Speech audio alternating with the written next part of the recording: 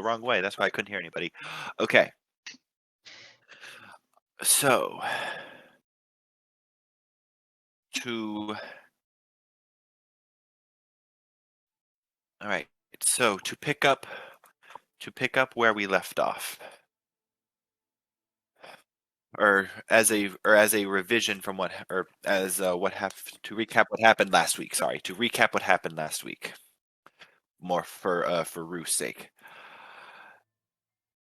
The group laid their eyes on the camp.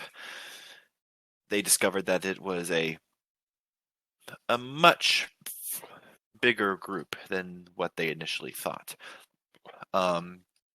Rather than infiltrating the camp and interacting with everybody, they opted for a more stealthy approach.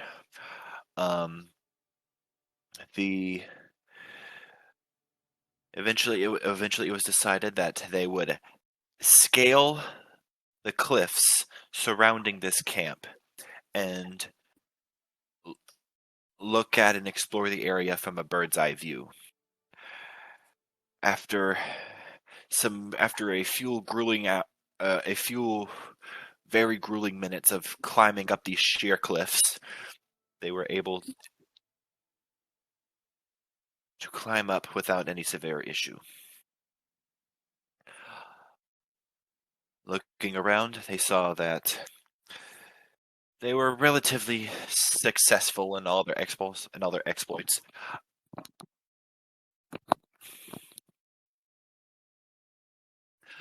And they saw treasure, a lot of armaments, a lot of weapons, kobolds and man alike seemingly sharing a common goal. I don't know. Sorry, someone is echoing. I don't know who. I can hear my voice like half a second later. Someone's echoing really, really badly.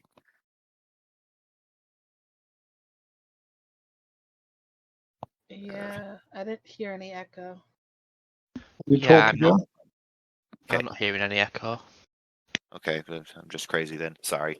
All right, and after further exploration, they discovered a large group of prisoners being held at the southern camp, a large treasure trove being held at the northern side of the camp, and a cave where all the treasure and various assorted cuts of meat being ferried into on the eastern section, where a cave was found, heavily guarded. And also towards the center of the camp, they discovered a prisoner of particular interest to the raiders, a half-elf, being tied up, beaten severely, seemingly by what looked to be the leader herself, Fulam Mundath. Y'all thought, or after the dialogue being heard around the camp, it seemed like this was a turncoat of some kind, potentially. And after the order was made for this half-elf to be executed by morning the next day, the four of you decided on a joint effort to try and save the elf, and if y'all could, the prisoners as well. So, after taking a rest, and in the dead of night, almost towards the morning time, you guys were able to succeed in subduing, or outright killing, the guard that was guarding the unconscious half-elf. And after some some corpse puppetry from Talon, you guys were able to avoid any queering guards that came from the captain's tent.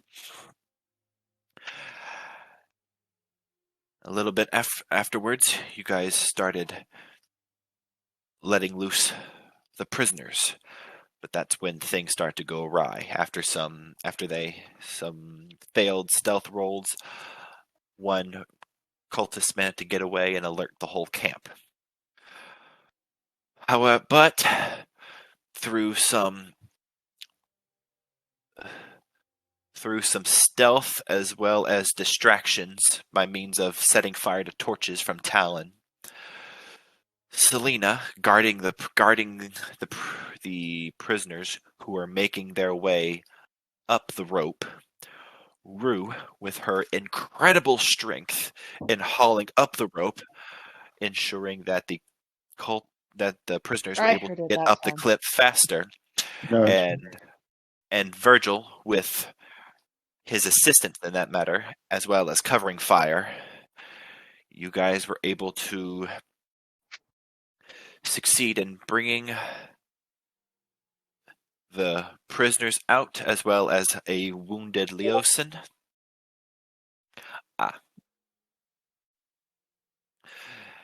And yes, and through some well-timed nature rolls and survivor rolls, you were able to avoid the camp, as they seemed more interested in protecting the camp than letting people escape for too long.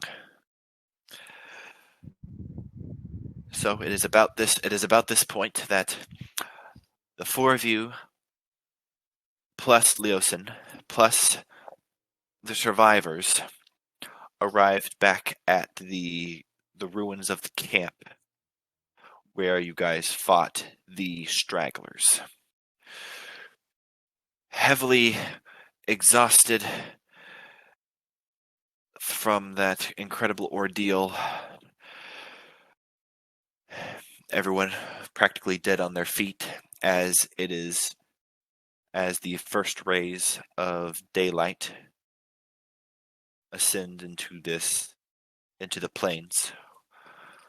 What do you guys do?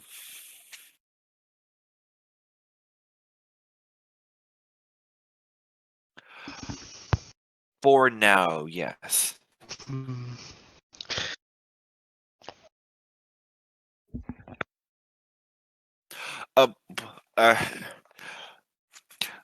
They're not so much wounded as there are they're not so much wounded as they're just couple of weeks without adequate food and water cause them to be emaciated, lacking much in the way of strength, malnourished. Yes.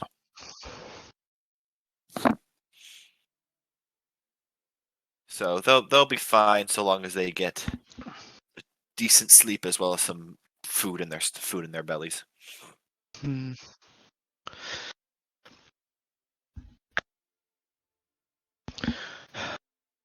I'm not particularly sure how long we should stick around this camp, given it was one of Lairs, and if they chose to move, they could be on us rather quickly. Yeah. We took a long rest, didn't we?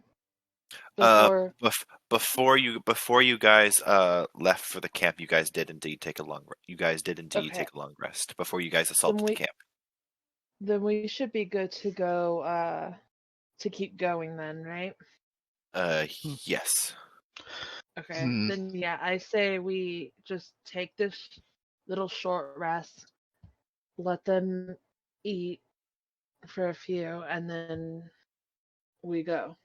I keep going definitely. as far as we can. As for the two that were malnourished, Virgil at least give up two of his rations so they can have one each.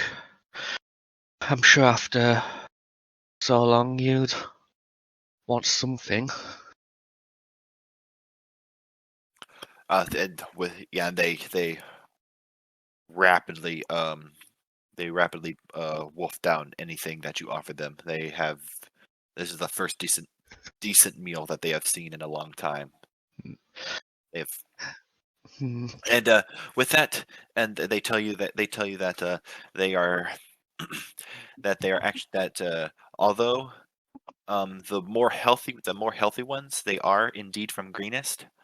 The two malnourished ones, they are not in fact from Greenest. They are from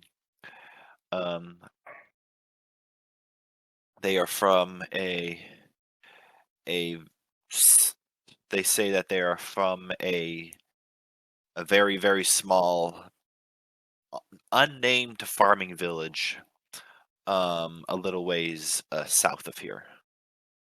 And they've been trapped in this camp for about a month now. Oof. Must have definitely been rough. I mean, they've been there for a month. What about the others? Have they been there for that kind of longer? Say again? Yeah, I was just querying about the others. Were they around for the ones from Greenest, were they around for a month, no, much longer? Or no, they said no. They were prisoners that were taken from the raid. From the recent raid. Okay, that's fine. Then that's from the more recent raid. Yes. Right. Well, good to get you all back as well. As I say, we shouldn't stick around too long. Well,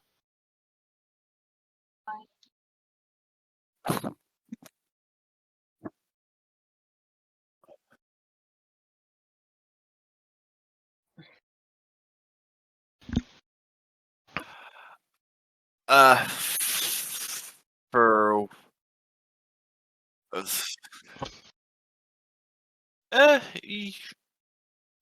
yes. Though it won't necessarily heal the emaciated party members or the emaciated group. Because no, that they need more than they need more than just healing. They need food and rest and whatnot. But yeah, for everybody else that has been wounded, yes, you can do that. Yeah. Which is why our priority should be at least getting back to Greener so they can actually get a proper roof under them.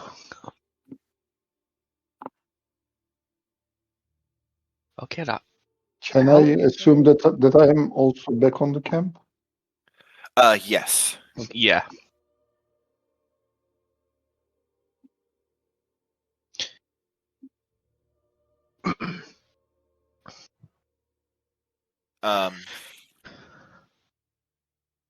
So yeah. Thought we might have lost you back there, Talon. You weren't with us when we made our escape. Sorry, who? Sorry, not. I keep looking at your character's name at the bottom. JJ. That's your. Yeah. Sorry, it's just distracting. I think you need to change that name just so I don't get you confused. Out of game. My intention was I'm gonna give a different name to each person that I meet. Yeah. But I keep forgetting introducing myself. So.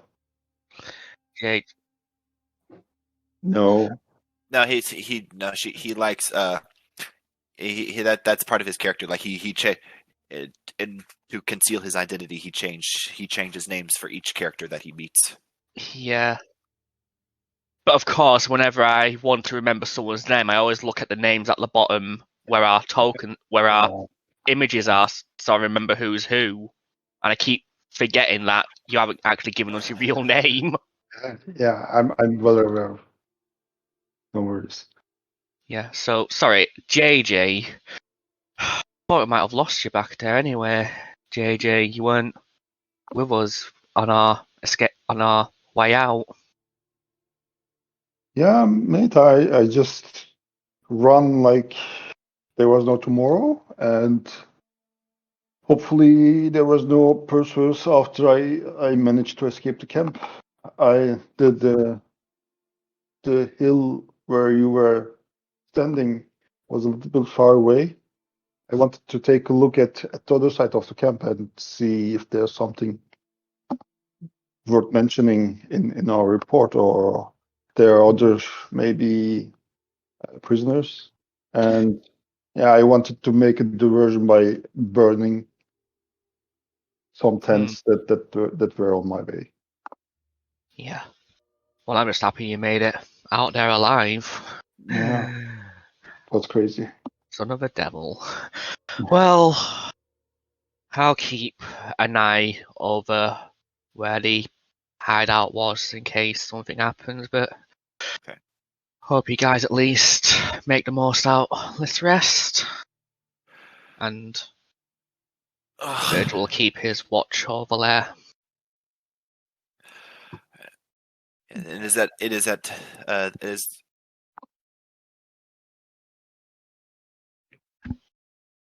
so all right. So it is at this point that Leosin gets up, still holding his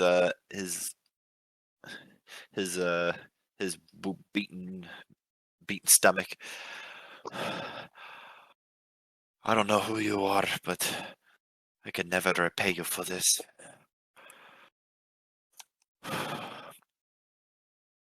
Interesting. He has a different accent this time.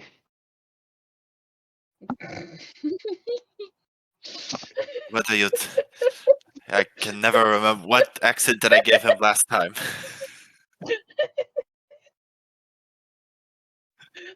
Oh, this is getting too meta.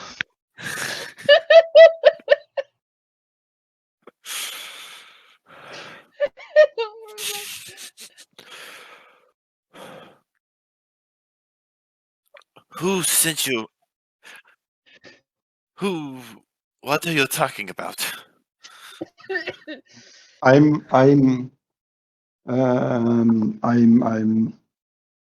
Greg Grunt, and I'm a merchant from Baldur's Gate, and I have met a certain someone that told us that you were here and that you might be needing help. And these fine people here, they are from this little town here, and they also got asked that you get help from the town.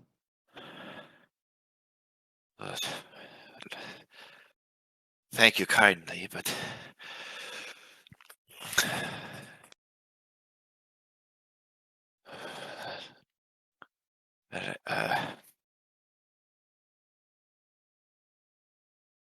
I thank you for taking me out of that situation, but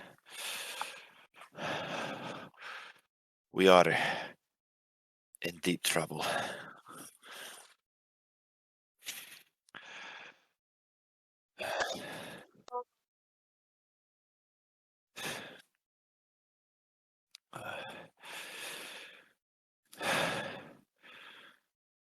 So,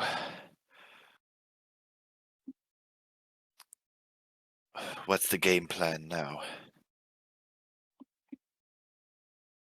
Going back to this, was it Greenest? Let's go back to Greenest with all these people, and then we can figure out what to do next.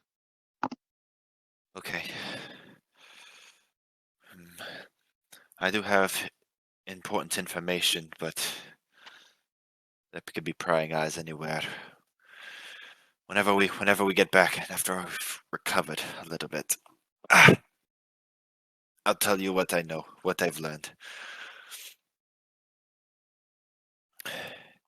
With that, he kind of sits down, kind of like stretches out in an effort to like try and self-treat himself for as much as he can. And is that all right? So, and after about an hour or two, everyone binding their respective wounds, getting a little bit of strength back. You guys take the last leg back into Greenest. It is about late in the around the late afternoon by the time you guys make it back.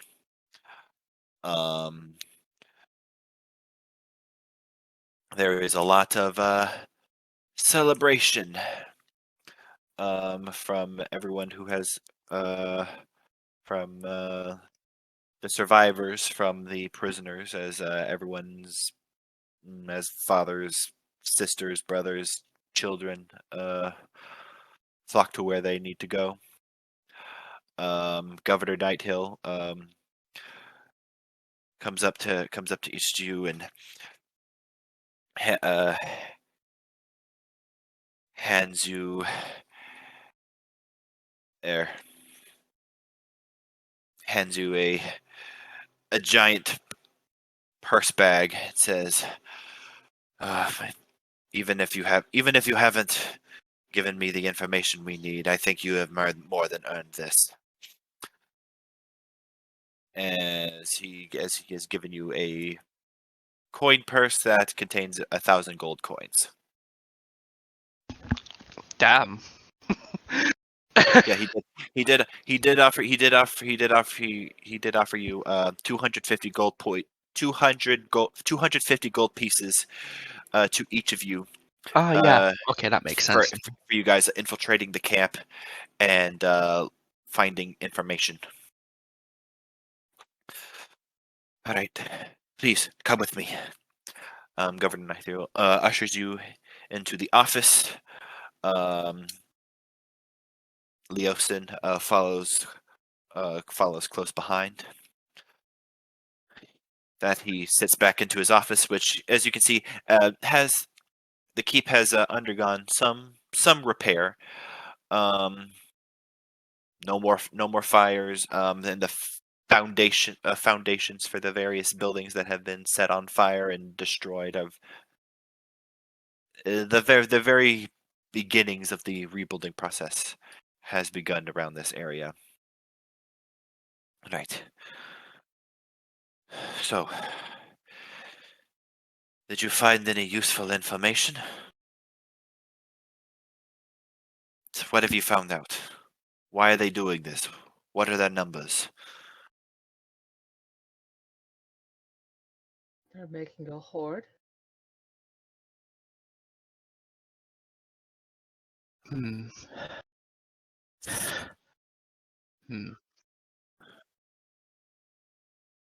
Yeah. It's like they've got It's like they've got quite a small fighting force on their hand, and not of just kobolds either, but cultists, and seems like what were them veteran looking individuals. Seems more dragonborns, for sure. In any case, they're not just they don't seem to me just mere raiders. Not like a typical one.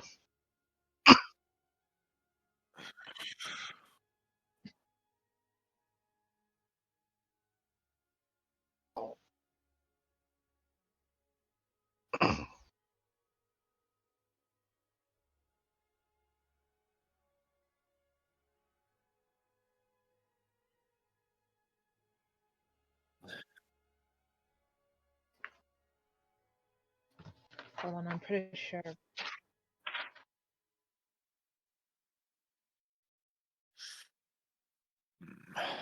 For Tiamat.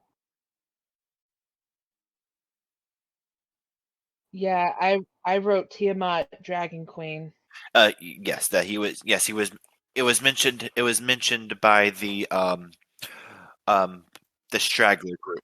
The straggler group. It did. There was. It was a cultist involving the Tiamat for some reason. It was a cultist worshiping Tiamat. Mhm.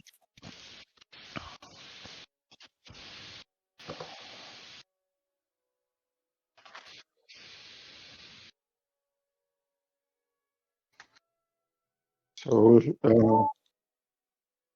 I believe you should first treat the wounded ones. There are some in dire situation, and Leosin could bring more light to the matter since he was in the camp. By the way, going Night Hill, the name is Matthias Matterson. Call me Eminem. I'm a hero for fun and a street acrobat, and I was just passing by. Wait, yes, Sorry, real quick. At his name, at him saying, "Just call me Eminem," Selena's gonna look at him, and then she's gonna turn it, look at the other two, Virgil and Rue, and just kind of go, "Huh?" Like she's just all confused on her face. She's like, "Did you hear what I just heard?"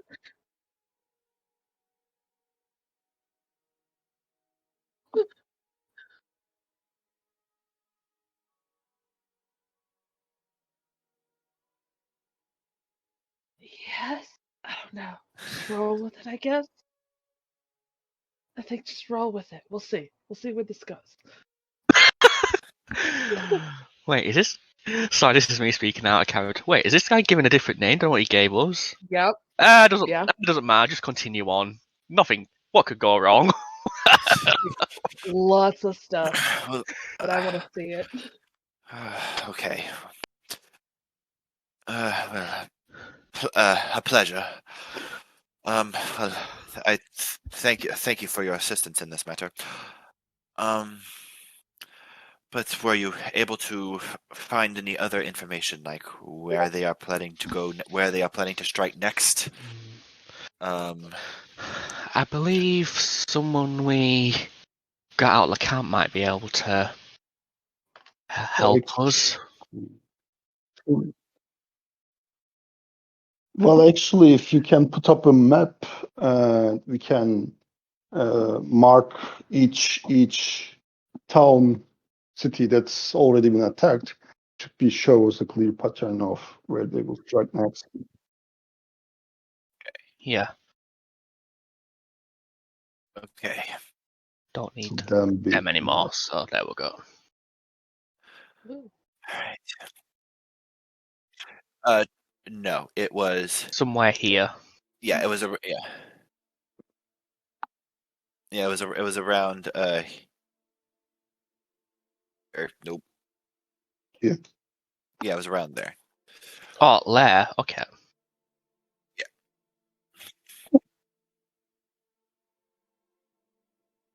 Okay.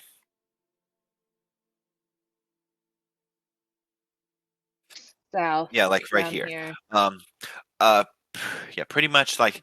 All right, so from what everyone has gathered, there has been like several like intermediate towns here and there from what they have told you. But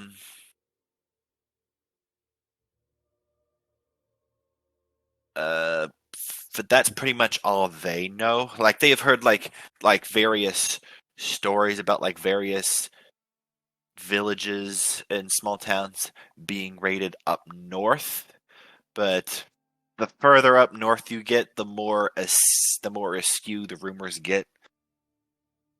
Because it normally takes like several weeks or several months of travel. To travel up and down in that direction. So that's the only places that you know for a fact that have been raided by this place.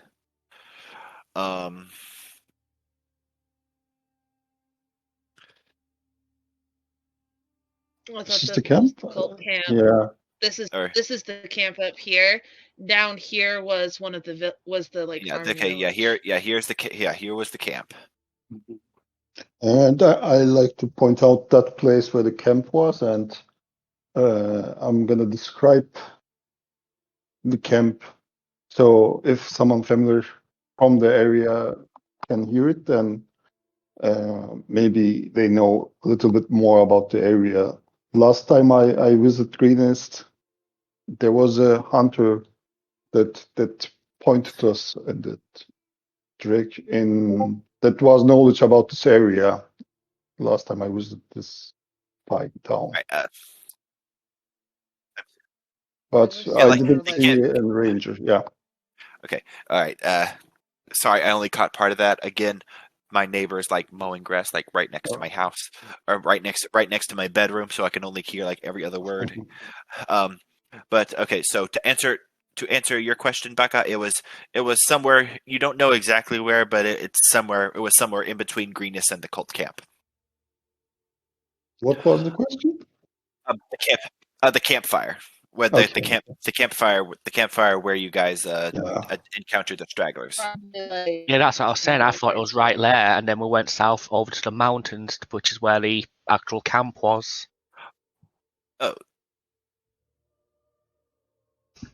That's where I thought we went. Oh. No, that's like the mountains are actually we're like a day or two's travel. Several days travel. Right. They were several days travel away. So, but yeah, Greenest.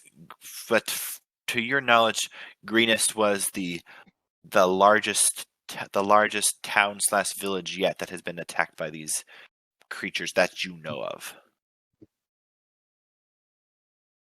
And it's only logical that they stay in the center because they have to collect the loot in one place, and they might try and move it out on later time.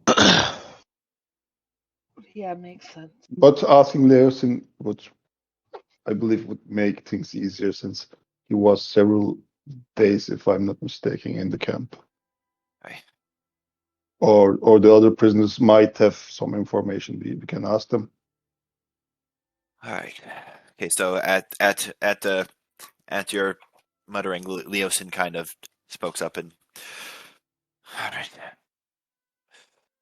But. All right, but.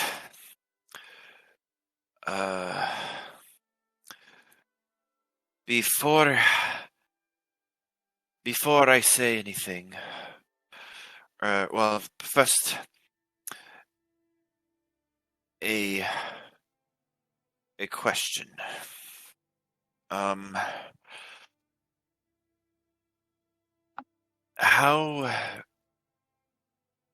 How many of you?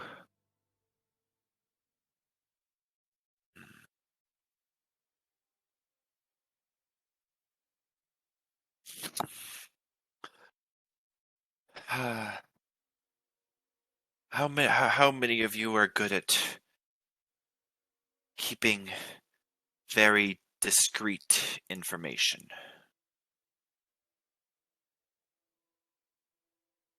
Well, everybody should be good at it if they want to live. That's the rule of the road. What about you three? I suppose I am. Yeah.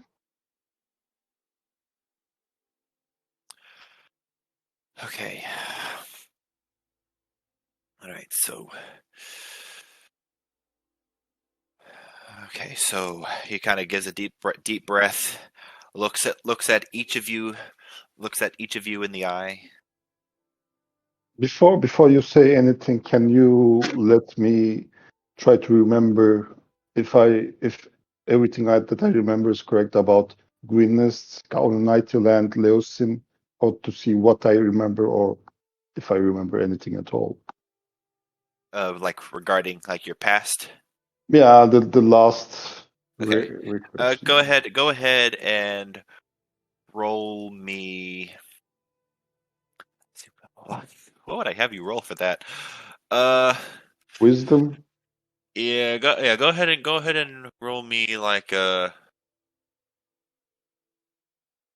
That'd be history. yeah, go ahead and roll me a wisdom check plus add your proficiency to it. Yeah, I'm gonna just roll wisdom and add He's plus rolling 4. about what he's 16. okay. He's rolling about like what he remembers about what he's learning about what he remembers about Leosin from his timeline. Okay. Is 16. Okay.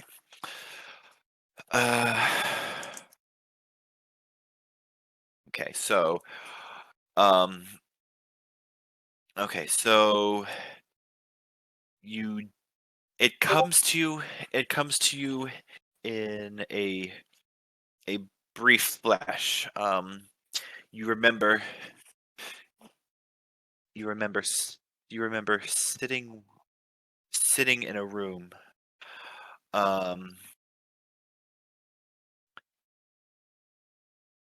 sitting in a room with figures, person in a half elf in a red robe, a stocky humanoid figure,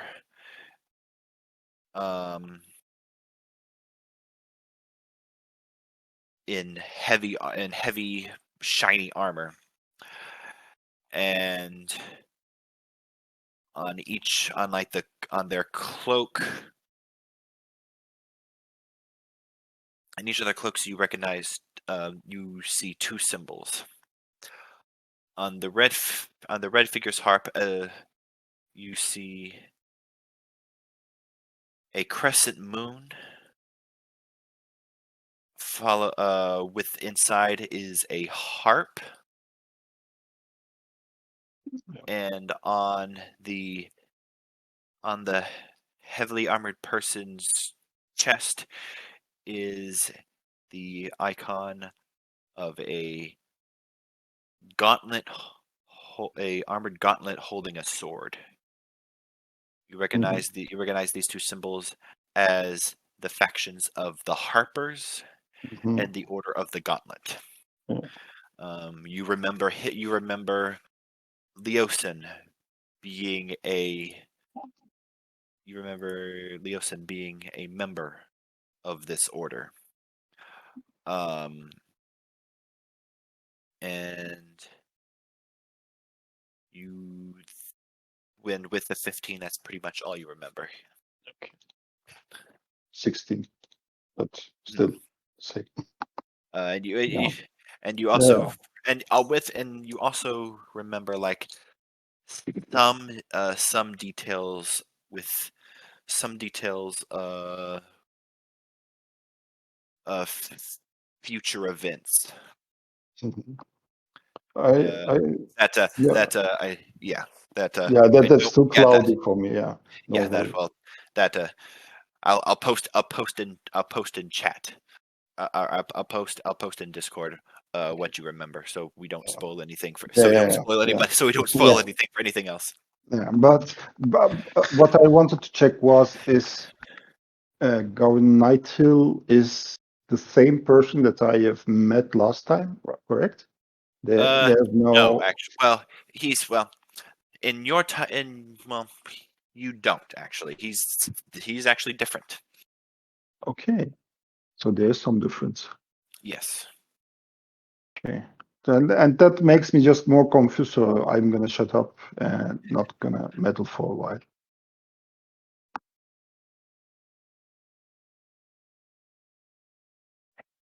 All right. I'm typing in chat. Okay.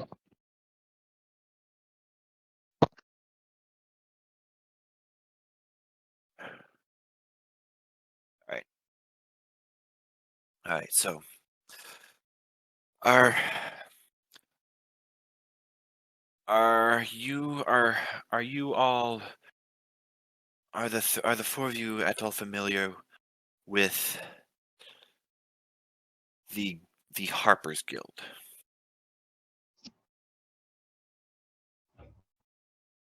I don't think Selena would be, so no.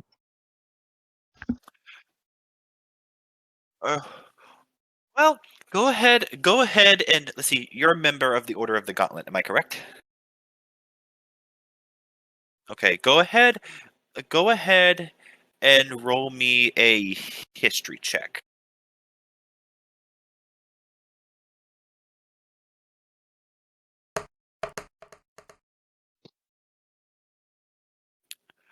Okay. Okay, so with your time within the Order of the Gauntlet, you have had one or two occurrences or encounters with various members of the Harper's Guild. You remember them being a incredibly secretive organization.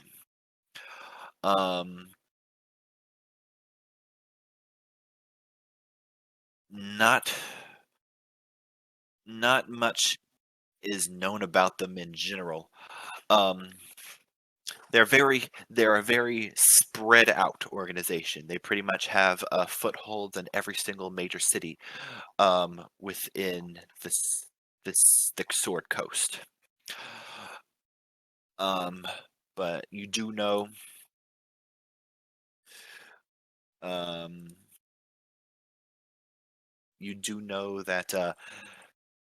that mainly Harper agents, they are trained to act alone. They depend on their own resources. They are mainly operatives. They interact and share information with one another from time to time as needs want it. Their main beliefs is that one can never have too much information. Too much power leads to corruption, and no one should be powerless. They're mainly, yeah, they're a, yes. Are you let's I always use. Oh, okay. Yeah, like a yeah, an idea. Yeah, like a. Are you familiar with with Marvel Comics Hydra organization? Yeah, think of it as the Hydra organization, but yes, but more for good. Um, okay.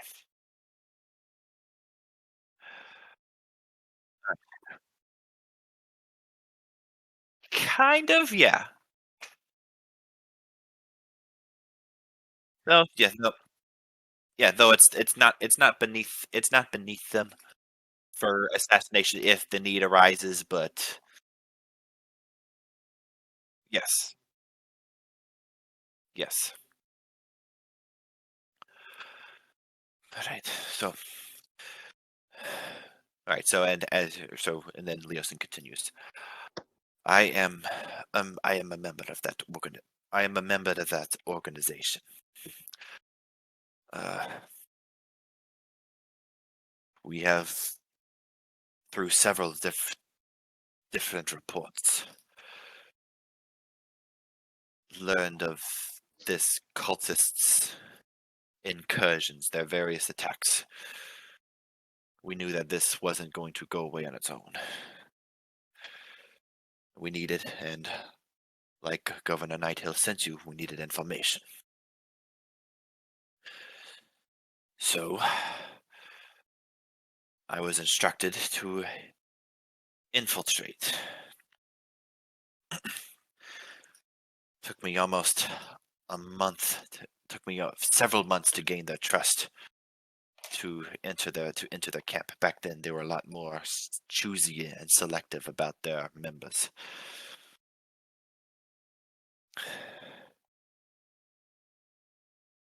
And like you, I heard various whispers about this being something involving Tiamat, though I wasn't able to get much beyond that.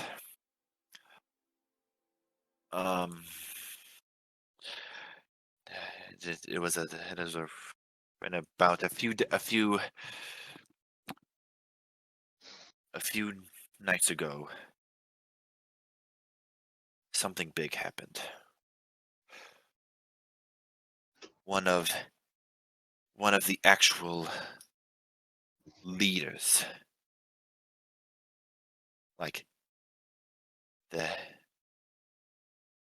one of the dragon riders, came to the camp that I was infiltrating.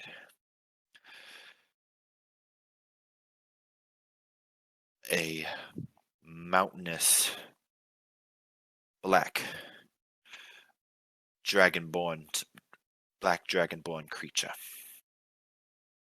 I wasn't really able to receive his name, but the fact that he rode a giant black dragon and the way the reverence everyone gave him, including Frulam Mondoth herself, I knew something big was going on. They went into the cave. It was heavily guarded. He appeared to have some sort of large satchel with him, but it wasn't there whenever he emerged from the cave.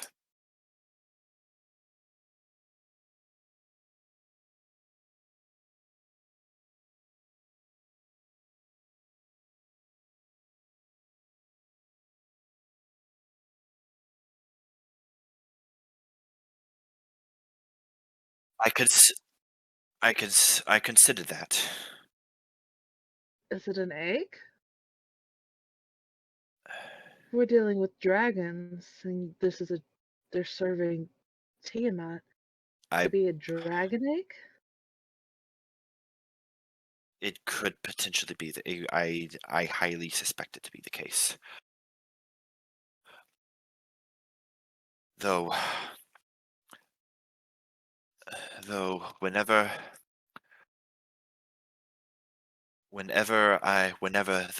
the two did leave the cave, Mondoth seemed agitated about something. Though I was able to hear from this black dragonborn.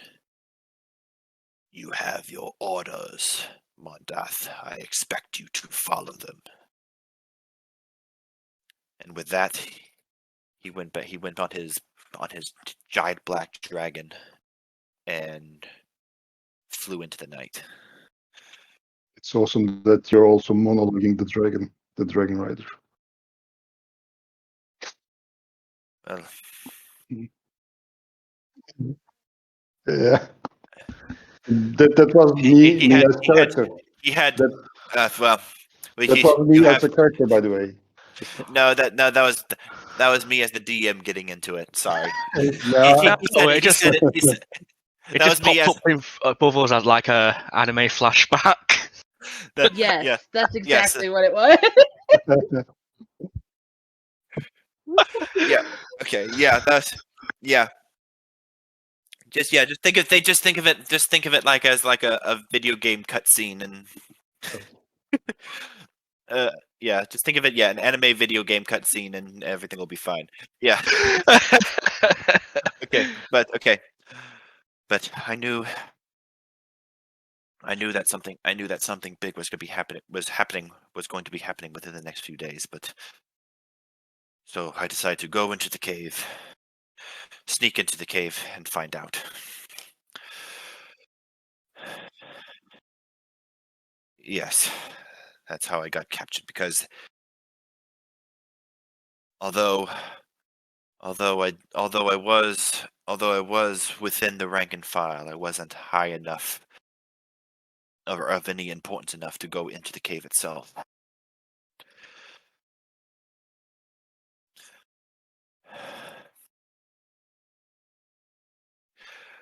Right, but listen. I'm not really built for combat. I'm more in line for stealth, deceit, information gathering. I have to, after I've sufficiently recovered, I'm going to need to make the travel to El Terrell to meet up with my superior and let them know let them know what's going on. El Terrell. No, it's El Terrell. It's a yes. You can type it down. Or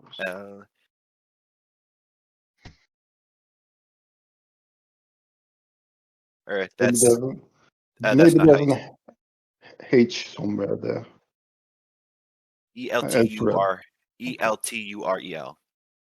hate words.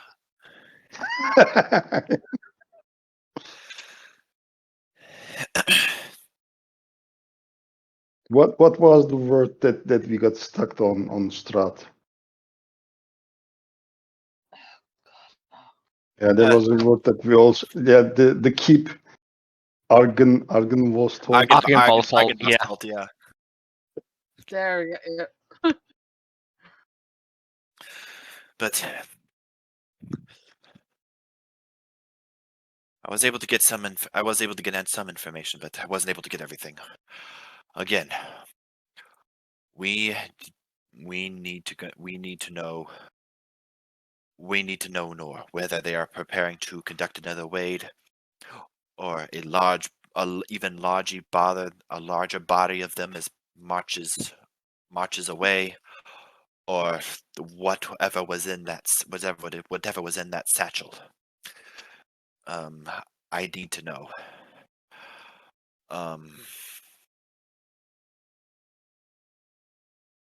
If I know that we kind of left the camp not very subtly, but I hate to ask anything more for you, but we need to get back into that camp, if just to get into that cave. We need to know.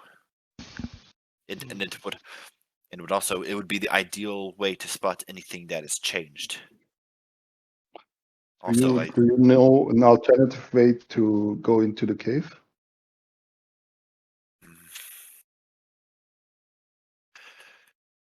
I mean, it's a pretty big camp with over 200 combatants in it. And you're mostly wanted by them. If they see you, it's kill on sight. Unfortunately, I do not.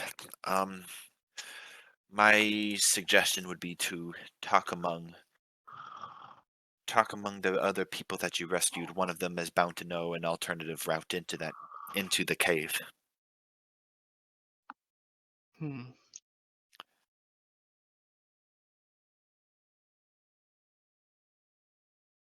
So, I am able to offer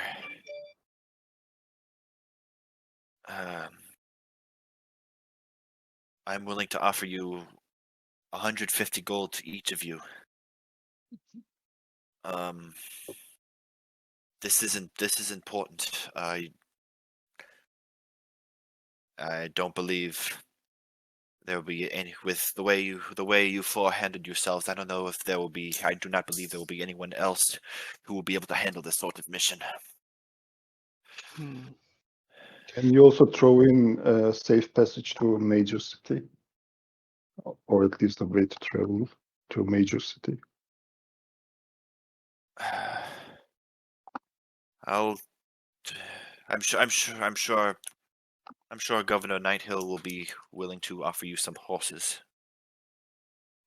Okay.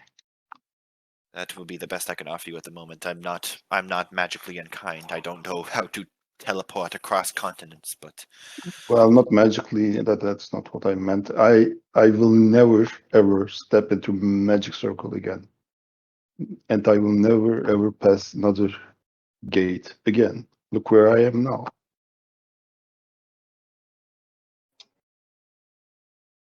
Yeah, you know, magical gate teleports you from one place to another place.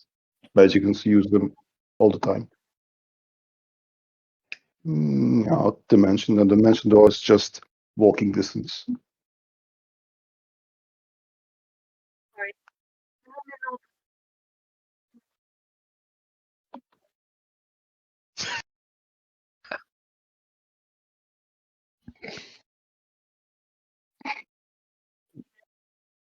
Yeah, no.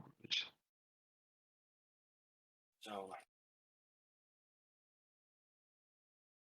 are you willing to go? Provided you are able to find an alternate route, are you willing to go? Where are you You got talking? really Your voice quiet. is, yeah. Did Your you have voice is mic from settings the changed with Sorry, me? sorry. There you go. Hi, welcome. Closer. Sorry about that. I mean, geez, I know we need social distance, but that's a bit ridiculous. Sorry about that. I was in middle of eating something, had to put the mic away from my face. Forgot to put it back. Yeah, that's fair. All right. So, would you be willing to go back in there and find the information that I could not? Hmm. Sure. Yeah, well, I'll definitely see what I can do at least. Well, assuming we're all in agreement, I can go and ask the others we were able to save and see what they know about trying to get in. All right. Now, I'll definitely be in debt to you, that for sure. Should you succeed in your mission,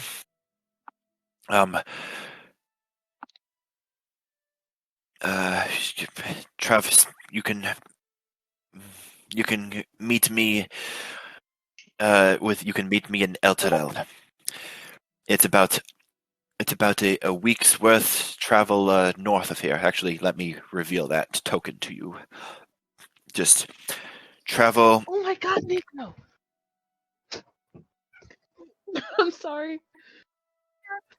Just travel. Travel through Bear Dusk. Turn left when you reach Scornabel, and you should reach El Terrell within a week. Hmm. And that's. And at this, Governor Nighthill, yes, and your horses will be waiting for you whenever you get back. All right.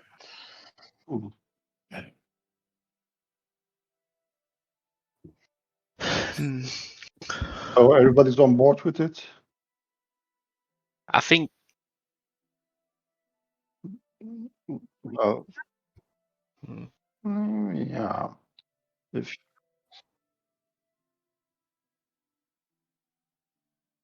Well, we could go to the same way we got down, huh? no, I believe we first talked with some locals that know the area and with the people that were imprisoned in the camp to Yeah. see if there's an alternative route, if there's any useful piece of information that might be come in handy. Is that okay? Okay. Yeah. Well, there were the two that were in the camp for a month. They probably our best shot of learning something. Sorry, what? There were the two prisoners that were in the camp for a month. They're probably going to be our best shot of learning something. Yeah, probably. And if they're from the area, they might just know the other smaller paths that take us to the camp, or maybe to other places. And if there's any other, there was a smaller scout camp where we met after we infiltrated the camp, the big camp. And maybe there might some other smaller scout camps in the area, so we should be cautious. No, I don't know.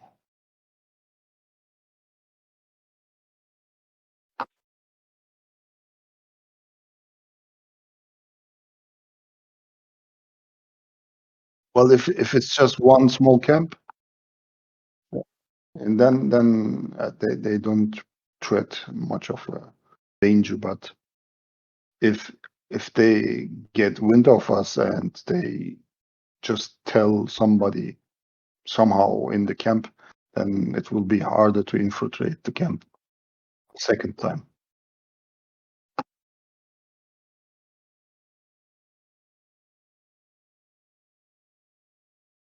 Mm-hmm. Yeah.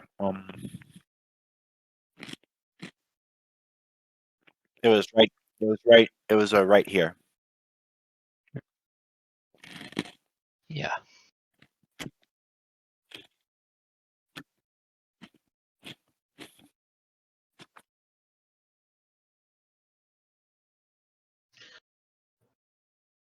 Yeah, that's why I asked Well, no, to ask well, some locals. guys. if it's Well, possible. that might. Yeah, that might be.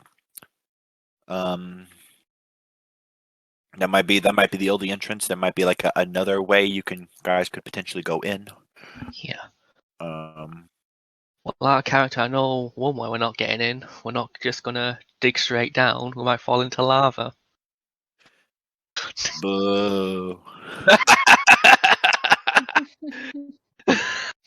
You never know, them damn cultists might have them lava traps ready. Sorry about that, but yeah. It seems like our better bet is to see if there is some sort of other entrance into that cave. I would hate to have to go through that camp again. I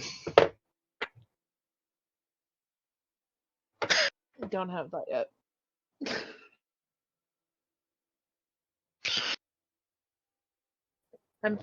Oh wait, hold on. I'm playing a bard sorcerer, so maybe not. Trying to remember what spells they all have. Depending on what kind of bard you are. If for example, if you're low bard, you get all the spells. I meant like if it was a sorcerer that could get it too. I don't remember. Yeah, this will be. I believe sorcerers can once they've unlocked second level spell slots. Yeah. I can get it. I just can't get it yet. Only one person, yeah. Mm-hmm. But yeah, well, Virgil. Oh.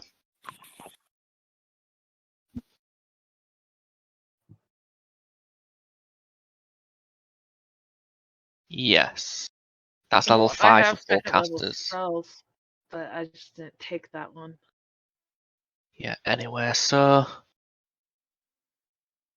Virgil's gonna take his bet and to go find and talk to the two not from Greenis who were there for a month.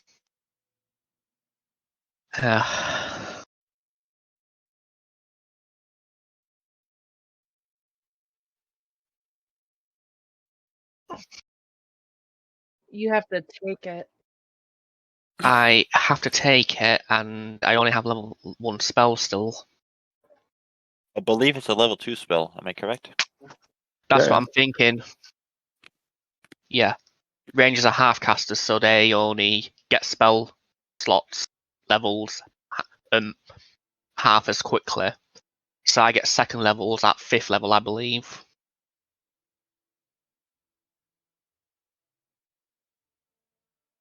Yep. Yeah, so 2 more levels pretty much. Yeah, second level abjuration.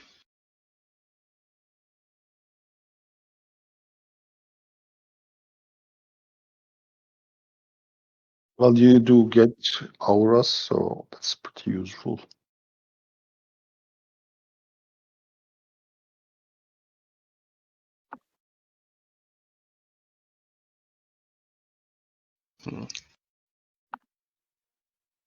But yeah, so as I say, Virgil's going to talk to the two prisoners that weren't from Greenus and were there for a month and see how they're doing.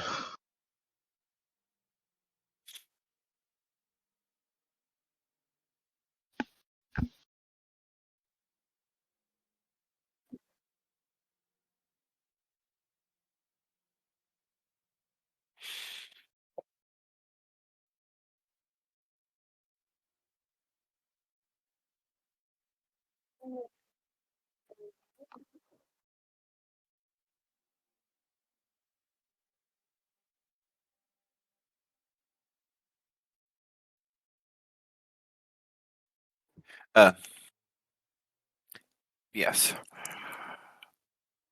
Okay. So, what do you guys do first?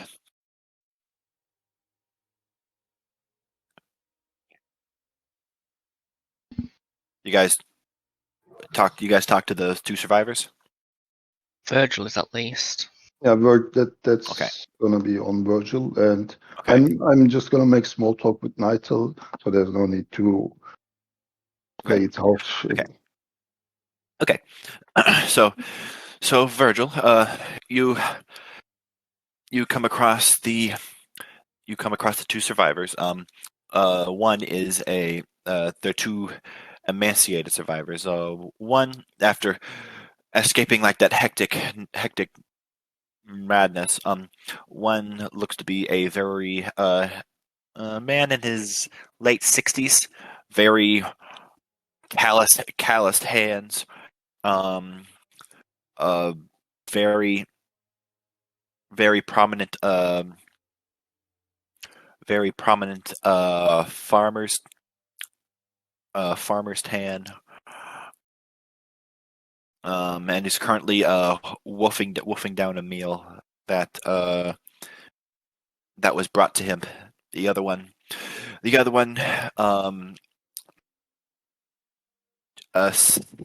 sitting down and asleep right now is a young man in his late teens.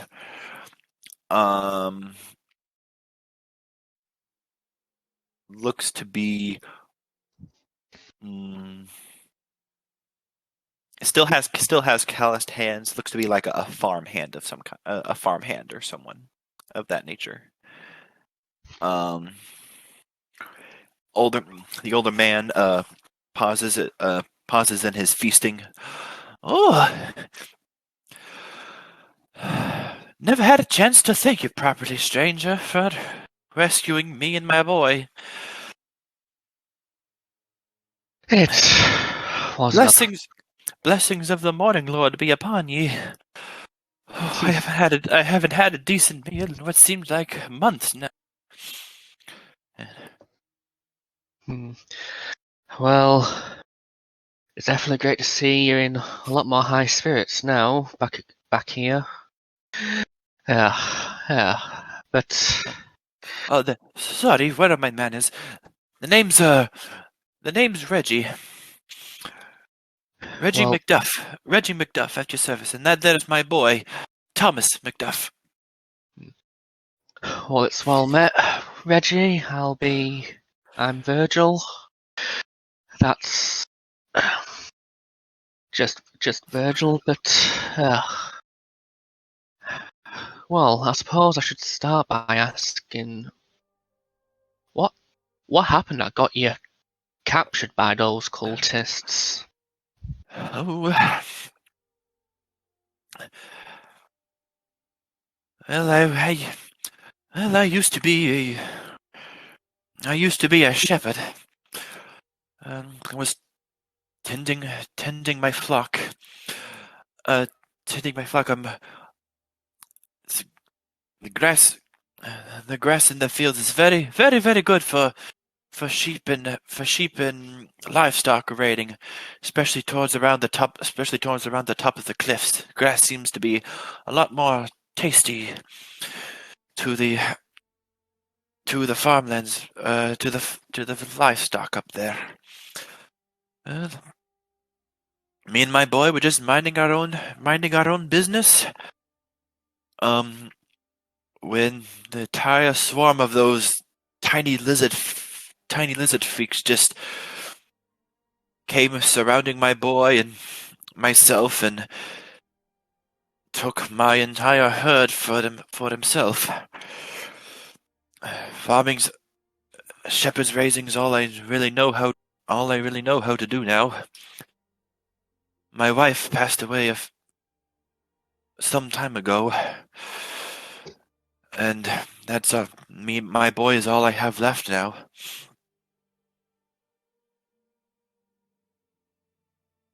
That is most That's definitely it. an unfortunate story to hear. Hello.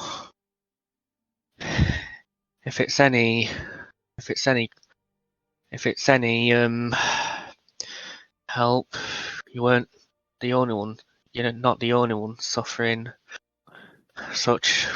Only a few days ago, Greenus went under such attack. Believe me, I'm well aware. But yeah. Well, it's glad that I was able to help you and your boy, Lo. Seems like me and my party's business at that camp's not quite finished yet, and I believe you might be able to help us. Oh, in what way? Do you recall the cave that was up by the camp by the cliff in the camp? Yes. Used to. I'm familiar with it. I have told my boy many times not to go near that cave. It's been a hideout for many a creature.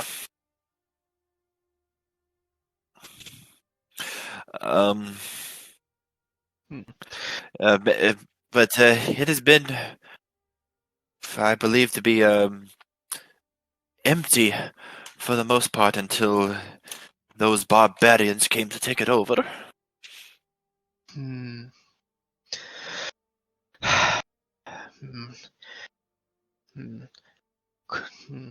Well, that's mainly what I want to inquire about. More so, given you were there for about a month or two, you might have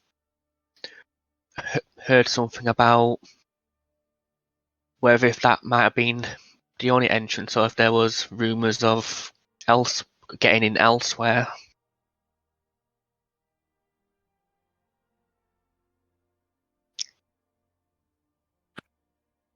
Sorry, can you say that? Can you say that again? That dang lawnmower. That's okay. Basically, what Virgil was saying, that given that he was there for like a month or two as a prisoner, whether he might have known or heard rumours about there being another way aside from that entrance there. He kind of like ponders a little deep in thought. That is Potentially another way in. Though. Well, you seem a sturdy enough climber. Don't Whenever. remind. Virgil was about to say, "Don't remind me. We had to climb up that cliff we went up twice."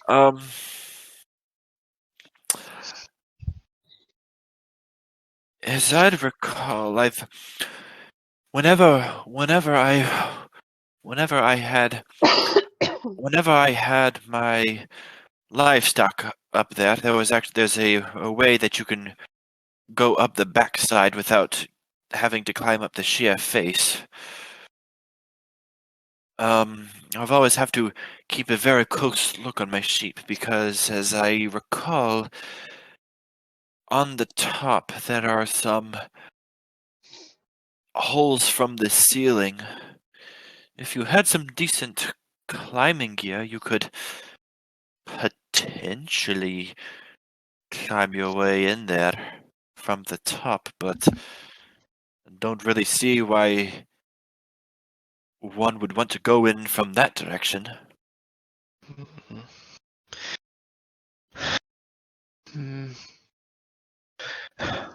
Might be so, but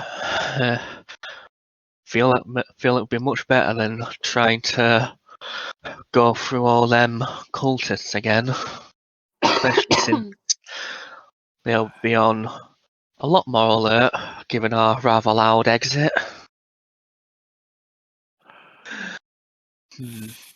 Though, as you say, quite a climb and then a climb down to get in. Be definitely something we'd have to spend time preparing for, but it might just work. Yeah. Well, I do hope you take care during your stay in Greenest for now, and that, well, hopefully you can go back to your life as a farmer again soon. Well, it's pretty much ruined me at this point. Me and my boy have absolutely nothing to our name now.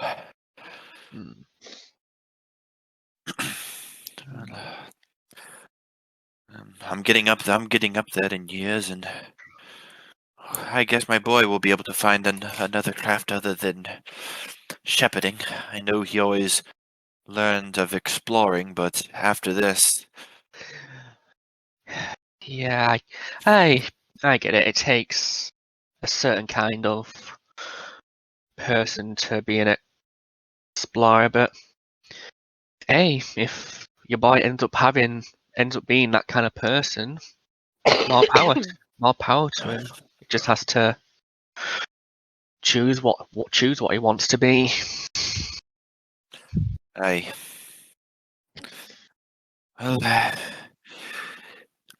if there is anything else you wish to know, he looked back up into his food again. These cooked potatoes and chicken is calling my name. So if you'll excuse me. Oh no, definitely. I'm sure he goes back to eating. Yeah, nah. Be my guess. I'm sure you've been longing for such a meal. Virgil just kind of lat it up a bit before he goes off to return to his party. All right. Okay. So, all right. So, after that's there, Selena, Rue, anything you guys want to do?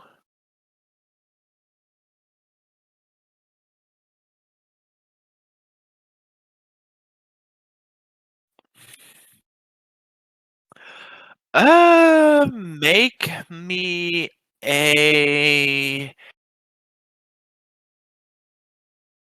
me an investigation check. Could I do one as well to help her look around for that? Okay, I'll give you advantage for that. because Selena's helping to see if you can find a 13. Okay. After some looking around, um,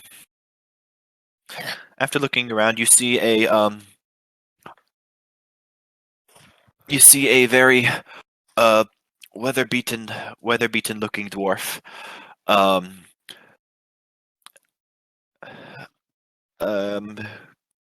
Currently rebuilding what was left of his forge. He has a sort of rudimentary setup going at this point, but yeah, he's right now he is just hammering away, making nails, for the townspeople, so they can resume the building on their homes.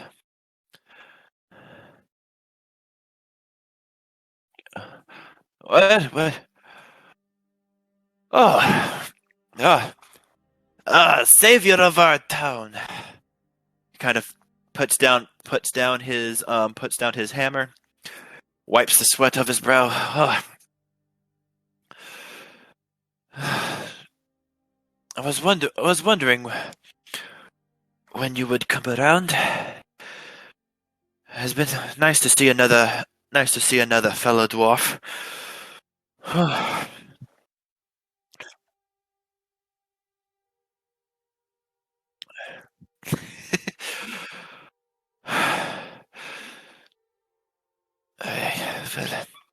Well, what can I do for you?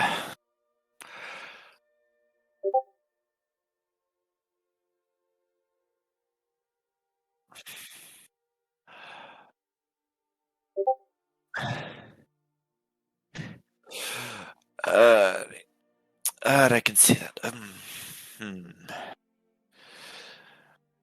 Mind if I take a look at it?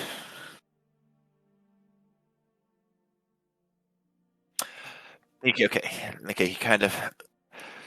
It came off of a big dude. Kind of.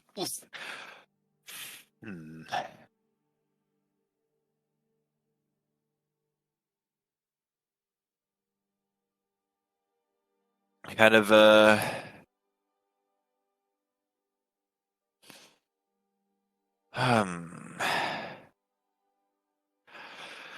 all right. Well, it's doable. Would you come here for a moment? Okay. He kind of gives you. He kind of gives you various measurements. He kind of measures you off and compares it to the measurements. I'm not running at peak efficiency right now. It would take me a little bit. It would take me a little bit longer than normal. To get it set up.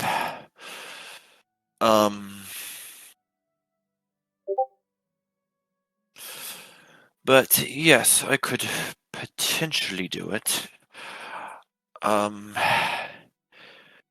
It would take me about. He kind of looks at what he has in his forge right now. I'd say probably take me a couple days. And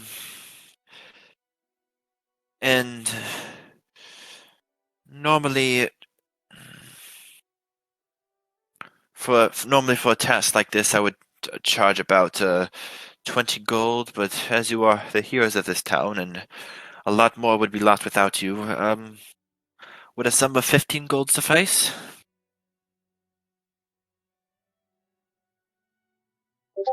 All right. All right. Come back within a few days. Come back within a few days' time, and it should be ready.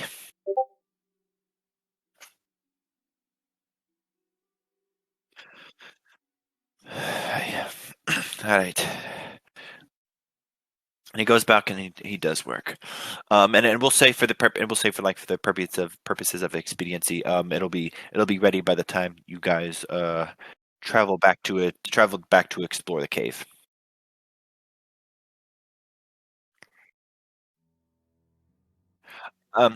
If you guys want to, I would say probably maybe 1 day to get your full strength back. But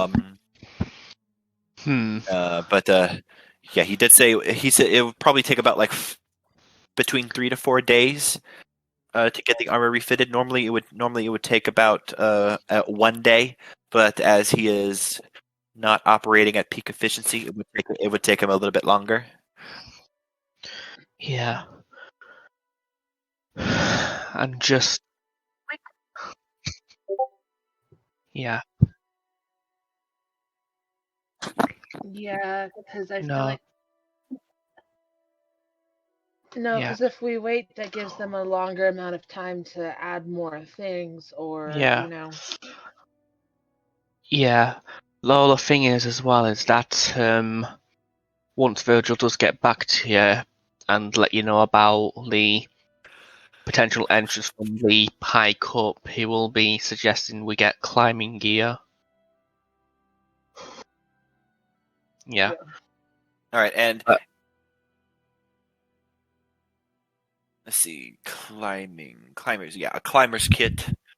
Because I'm not sure, given Green's condition, there'll be a lot of that here, so I'm not sure if we might need to go to the town next on or not.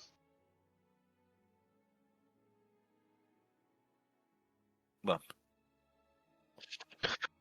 no, that wasn't the issue. It was more so whether they would have him in Greenest given its condition at the minute.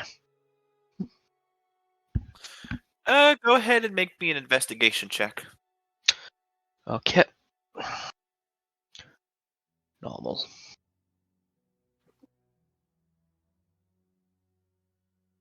Yeah. Yeah, you don't see anything. All available resources are currently being fitted to repairing the place. Yeah, that's exactly. Yeah, that's what Virgil probably would have thought. So he will suggest doing the climb, but he would also suggest doing it if we were prepared for it, which is why he suggests to get some climbing gear before we go. Probably from the next town over, which is the closest town, which would take. Let's see. Let's get some distances down. So from Greenest, 100. All right. So the closest town, after consulting the map, the closest town would be Burdusk. Yeah. It's about if you go ahead and take the road, it would be about it is 150 miles away. Okay.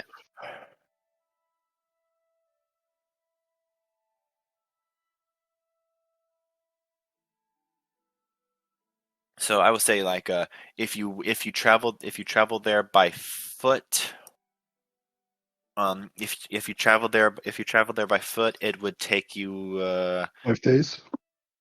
Yeah, about if you travel average normal pace is about 24 miles per day. Yeah. 6.5 days then.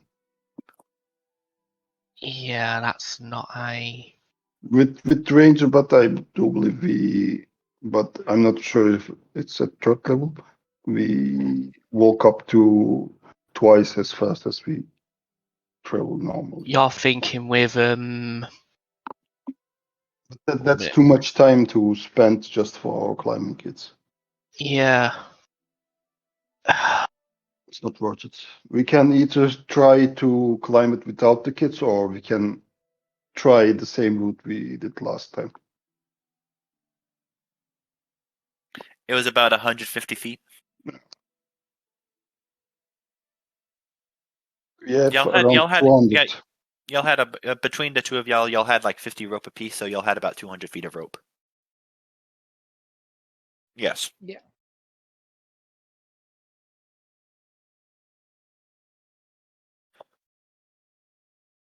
The problem is there's nothing for it to really hold onto. Like, it's not gonna just stick into the ground, you know what I mean?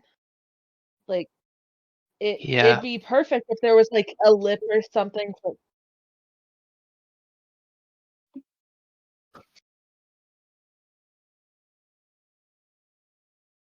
Yeah. What do cow traps look like? Is that something that we could like slam into the? We could use cow traps to like push into the mountain to help us. Yeah, if we can't find any actual climbing gear.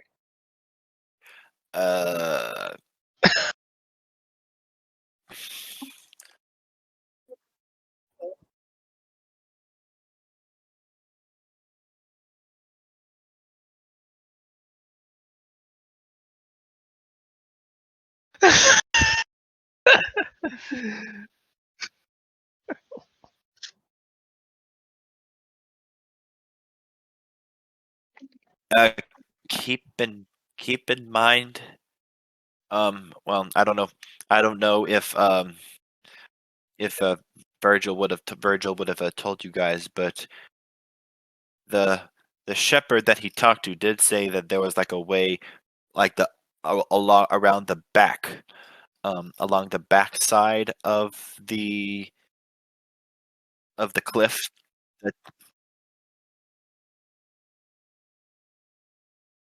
Yeah, so around the back. He said that he and his sheep would climb up there all the time because grass the grass was better up there, and he said that there was like a way along the back for you to climb climb up to the top without injuring yourselves, without climbing gear. Without climbing gear. Okay. Sorry, the way I took it was that you'll be able to climb up to get back to where we were, but there was still a bit of a climb to go. That's what I thought it was. That's why I was still. Sorry, well, but okay, yeah. Yeah. Sorry, that's what I thought you meant. But no, if the climbing gear is not needed at all, then yeah, just go around. I mean, if we don't have to climb, don't climb. That just makes it easier on us. Mm-hmm. All right, so that's fine then. That's our plan, to take the route up that back passage and get to the top that way. Yeah. Though we still need to descend down from that hole though, so we still have like our abundant length of rope, so that should hopefully be enough to get down at least. Okay.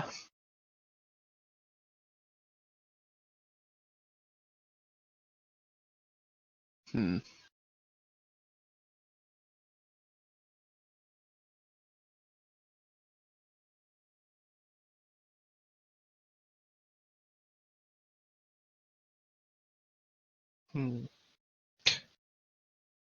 Anyway.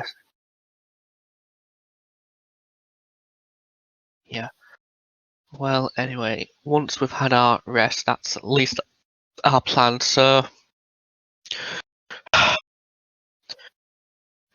shall we at least take some time to rest here, get any final things we need to get done before we set off then?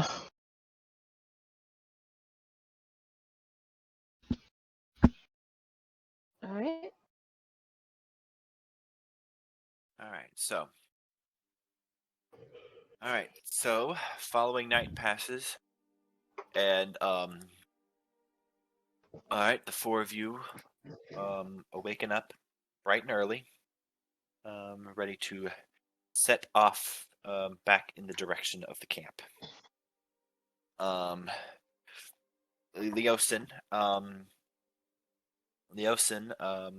comes up. This time a lot more bandaged up. Bandaged on his ribs, bandage over his arm. Be careful. The information that you could gather here could very well give us an edge over whatever is going on here. Don't worry, I'm sure we'll be alright. Ah yeah, and out of character as well, just to make sure for JJ, you do have your quiver of 14 arrows back. Okay. Yeah, and I'll say for intents and purposes, y'all all have like max arrows, max. Okay. Yeah. Cool. 3 arrows. They do have like a ample supply of like basic weaponry. Yeah, that's fine then.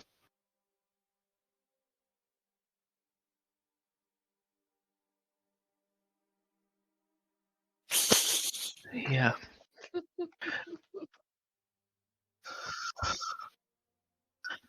No, that shot from the last session still upsetted me. An AC of 10 plus 70. Oh yeah, this is the thing. So get list. I had a shot. AC of 10 I had to beat.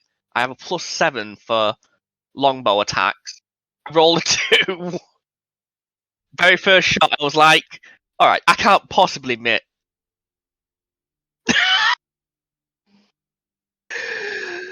The thing is, as well, I also had my arrow of thorns primed as well, so I was gutted that that was delayed by 1 turn. Anyway, yeah, thank you. Okay, so, all right, so, morning. All right, so the morning passes, and so morning comes around, and you guys, after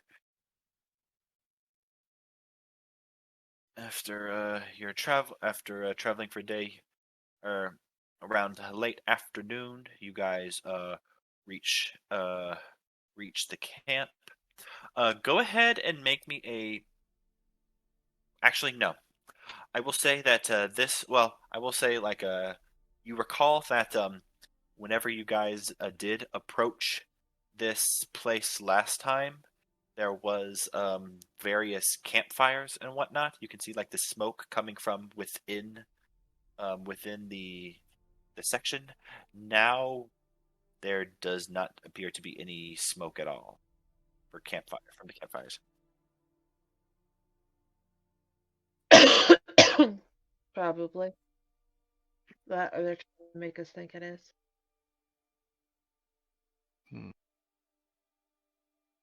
Well, once we made our way around, we can always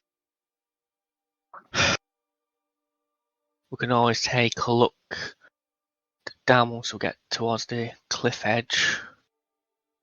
But our first priority will be getting to that other entrance.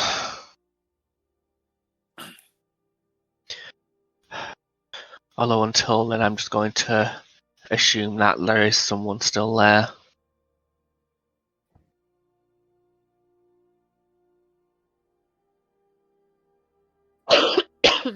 Yeah.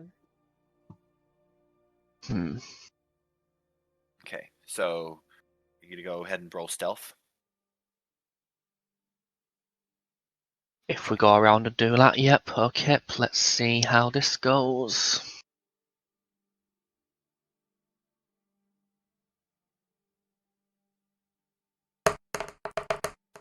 What is it with my rolls today?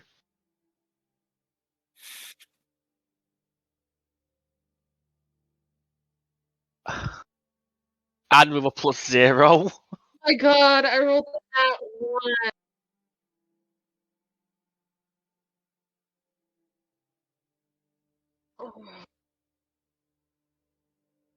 Oh. Guys, if you're gonna be so loud, it's better that I walk alone. Yeah, I'm just gonna sit right here. Okay. Hey, guys, am I being quiet? Okay. Okay. All right. So, all right. So, looking around. All right. So, all right. So, slowly. Talon and Rue, are you going as well? Mm-hmm. Mm-hmm. Okay. So, Talon and Rue, you guys slowly creep up to where you had the initial failed ambush. And then coming around, you see that the whole area is near completely empty. At the camp. That's the camp. You guys are, yeah.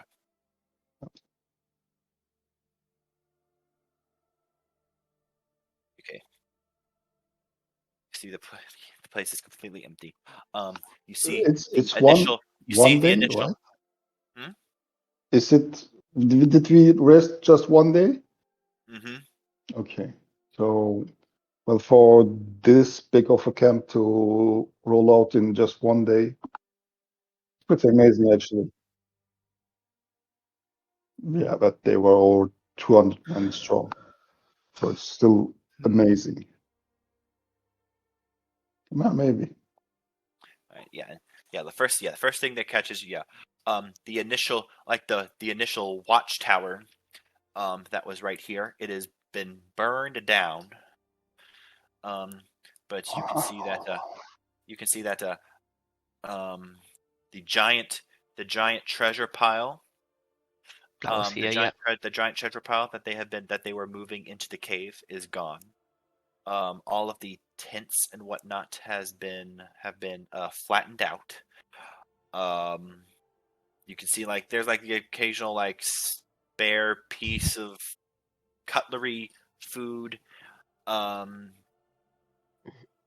the occasional bit of rope, tarp, cloth, but as a whole, everything looks to be completely empty. Go ahead and make me a perception check. Okay. Everybody, or just one? Whoever wants to investigate. Yes, okay. Okay. Yeah. All right.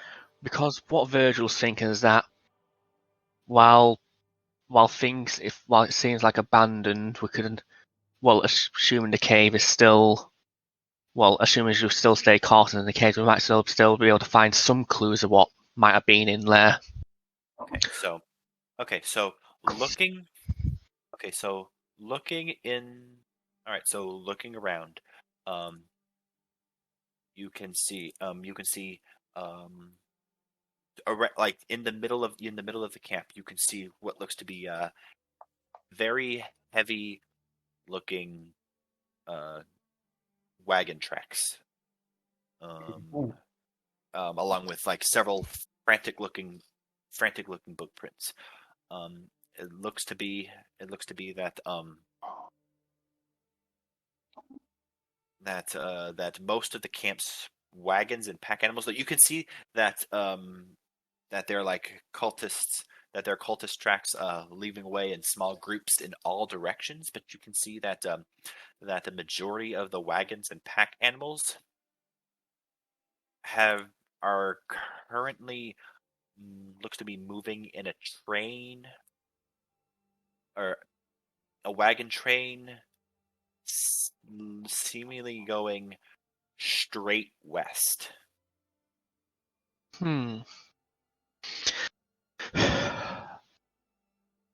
So most of them,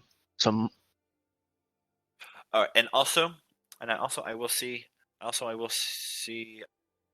with that 15 as you guys move closer, and as Rue and Talon motion to you guys that there are in fact nobody here.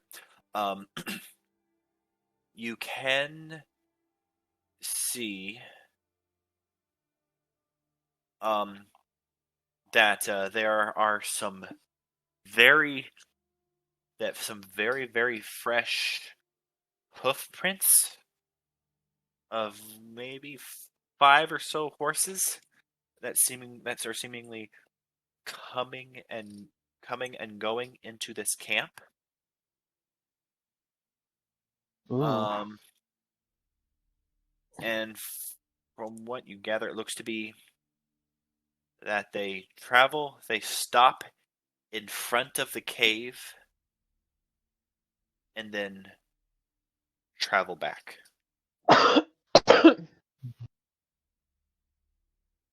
Those hoof prints are still recent. They are fresher. They are fresher than the wagon trails. Yeah. Those hoof prints are still fresh, and it seems like they stopped by that cave. So that's suggesting to me that they're still getting stuff out of there, and they're currently in the middle of clearing it out. If we're quick, we should be able to get in and find something before they get back. That's a point. There's no horses there at the minute.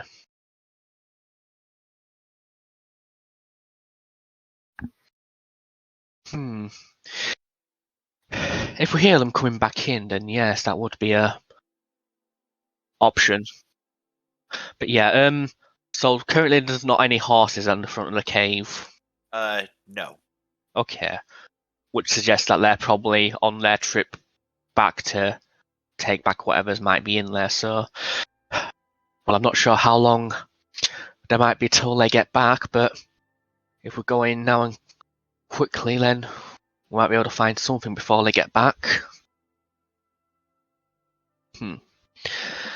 I've got your back as always.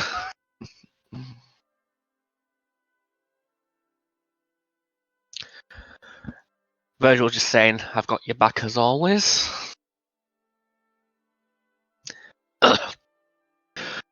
Alright then, so our party's going to enter the cave. Let's just go straight to the cave. Okay.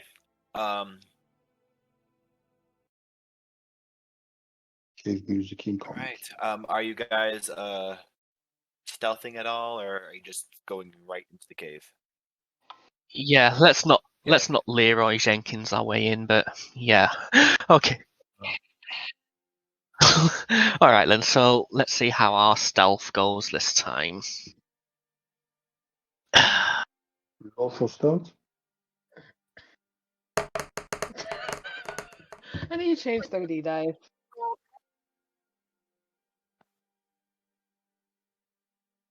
I'm changing 30 dice.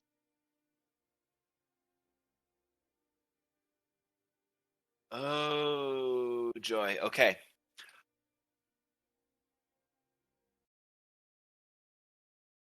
You get ambushed.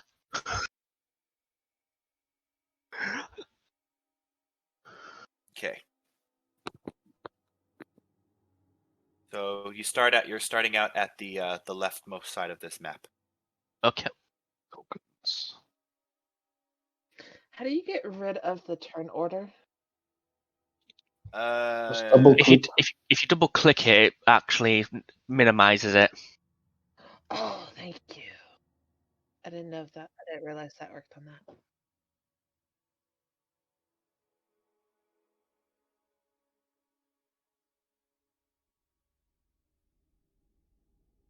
Okay.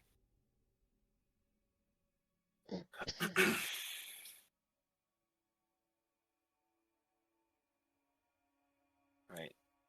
Get set up. Okay.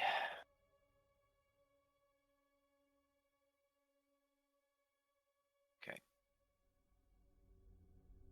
All right. So, with your stealth rolls, you guys look into the cave. You can see the entrance to the cave is very broad and tall. But looking further inside, you can see it quickly lowers to a height of about 15 feet, which pretty much confirmed your suspicions that this cave would be too small for any larger dragon. Okay.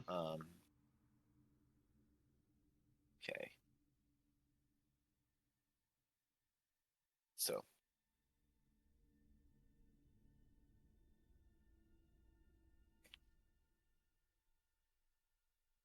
Okay. What is the pecking order? Let me go in front, see, so I can check for traps and etc. Yeah, but I don't have any night vision, so if it gets darker, it will start to be a problem. You can see this part of the cave relatively well. Yeah, the entrance is okay, but the entrance is okay. There's still a little bit of daylight left. It's in the afternoon, so you should be fine. okay, I'm sticking to the walls and make my way. Okay. Go ahead and make me a perception check. Perception check. Sorry. Yep. I will. All right. And I will say this. You guys don't have to do it now. But in the future, if you guys say that you're going to that you guys are rolling stealth, go ahead. I would like you guys to move forward as if you guys are actually trying to stealth. Yeah, of course. I would like to say oh, I rolled a 1, I'll just sneak around back here then. Meanwhile, someone else who gets a natural 20, yeah, I'll sneak right up front. It kind of definitely kills. It kind of kills. Yeah, so I'll just keep. No. Yeah. She straight up rolled a 3. She's going straight through the middle, like she has no idea. She's just waiting for her sneaky sneak to go a little further. But yeah, no, I play it off as. Oh yeah, thanks. But I play that off. If I roll low, that I'm gonna play off like she thinks she's being sneaky, but she's just straight up walking through without a care in the world. Yeah. Like I don't try and say, oh, she's going this way. No, she's walking straight in because she rolled a 3. She thinks she's sneaky. But All right, so.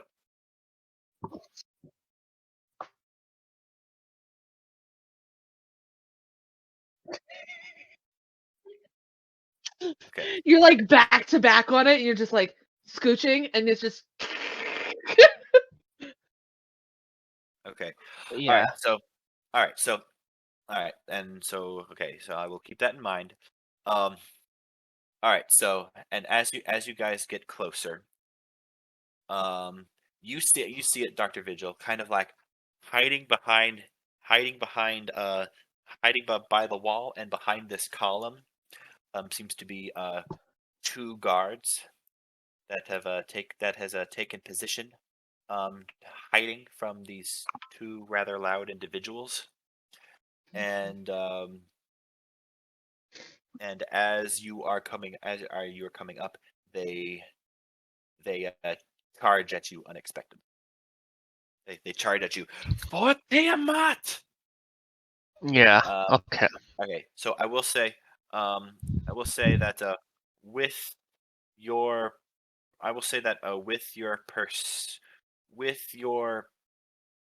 perception, Talon, you are not surprised. Mm-hmm. Virgil, they did not see you with your stealth, but you are surprised. So they are currently not seeing you. Rue and Selena, you are considered surprised for this round of combat. Okay. Ooh, what's your... Jeez. Okay. Jeez, what's your passive? What's your character's passive? I'm just curious now, Dracus. No, but he rolled a perception. He rolled a 20 perception. Oh. And compared to the stealth rolls that these two rolled.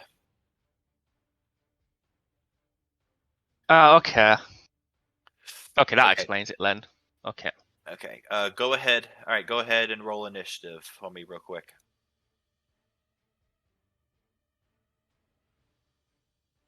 Keep forgetting to click my token, but that's a 13.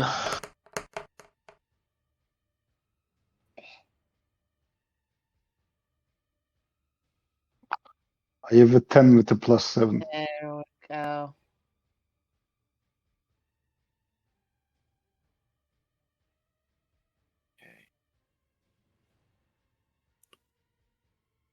Dang, I technically go second. Okay. Okay. Okay, so first off, so this dragon claw, wielding his sword, charges at Rue. 5, 10, 15, 20, 25, and swings out. All right.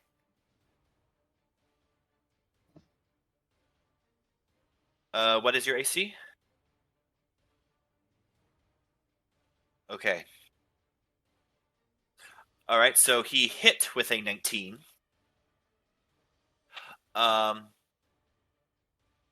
And he hit with a 19, dealing a total of 1 damage to you. Damn, that I feel bad for him.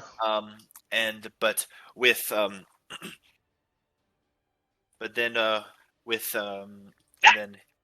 then he turns around, whips around his sword, and this time with his sword swings at you again. This time with a deep reddish purple magical aura surrounding it.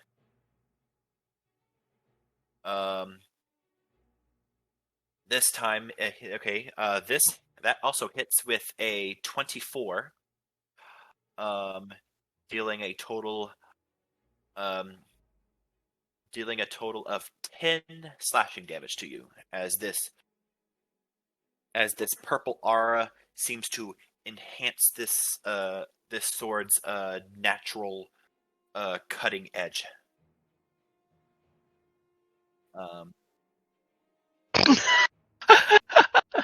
He just gets slashed up by this weapon. Okay. I need that sword. Right, that's the first thing that comes to... Sorry. All right. Meanwhile, it's the other Dragonclaw's turn, heading straight for Selena. Oh, of course. What is your AC? My AC is 14. Okay, he hits with an 18, dealing a total of 3 damage. Okay. And he comes back around, strikes again, hitting you with an 18 once again, dealing a total of 5 damage. Okay. All right, Virgil, you're surprised. Talon, you are not surprised as these guards come out from behind the shadows and attack your companions. What do you do? Okay, can I take my action since it was... Yes, you are not surprised. So 5, 10, 15, actually. 15. And then I'm gonna use my rapier, go behind his back, and just stick it to his neck. All right. That's my attack.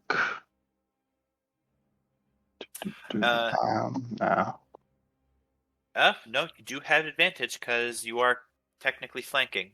Yeah. Flanking is... We are using flanking rules again? Okay. Yes. Yeah. Okay, no. All right, so that does hit. Okay. Let me see if it's with stealth. With Yeah, with my sneak attack. It's a 12. Okay. All right. With that, you shank him right between the folds of his leather armor. He lets out a cry, ah, and realize that he is now flanked. All right. Okay. I'm gonna keep Dragon. my turn here. Yeah. Okay. All right. And meanwhile, the other. Okay. Now, top of the round, the dragon claw is going to continue hacking away at you, Rue.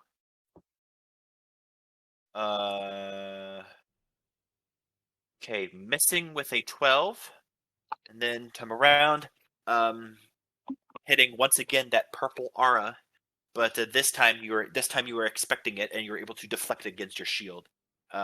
Missing with a 17. Selena, your turn. As you are no longer surprised that this creature coming at you, humanoid guard coming at you. Okay. Dealing some decent damage with his scimitar. One-handed. No. Yeah. Yeah. Let's do it. One-handed battle axe. All right. Okay, that does hit because you have advantage.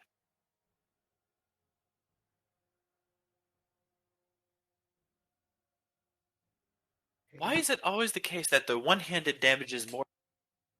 I don't know, but sometimes it has done it to me. All right, and with a mighty swing, caught off with this guard caught off guard by Jonathan or whatever his name is, his rush attack. You're able to take advantage of his momentary lapse, and you're able to bring the axe one-handed onto his exposed neck, cleaving him through his collarbone as he falls over dead. Cool. Cool. All right. That'll be the end of my turn. All right, Virgil, you're up. All right, then. Taking this opportunity to help Rue down there a bit with the short swords. Get myself here. 2-weapon fighting then, so the main hand short sword. Let's do well this time.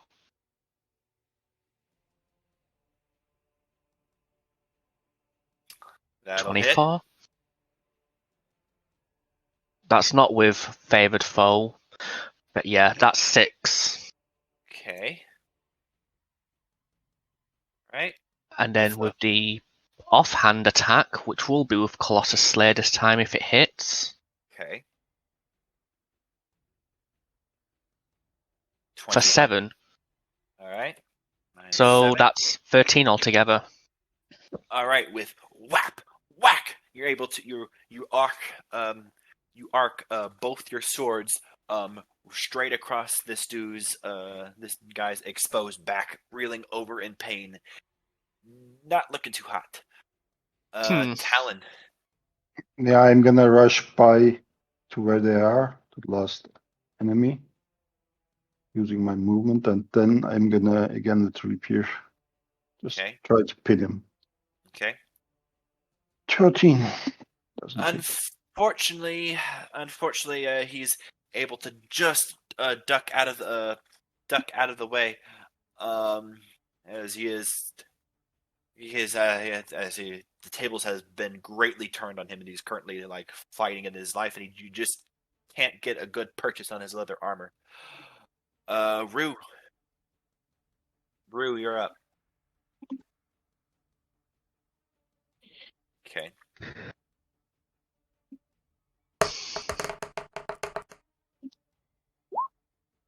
All right, a 16 hits.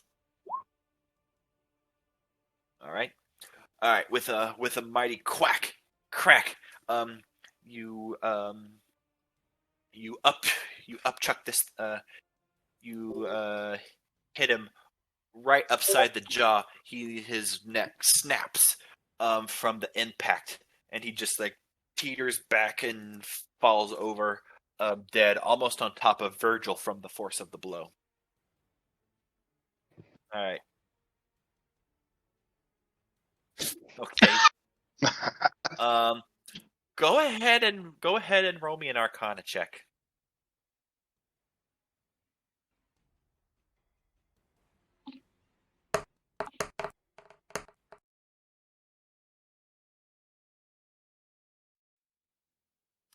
Okay. All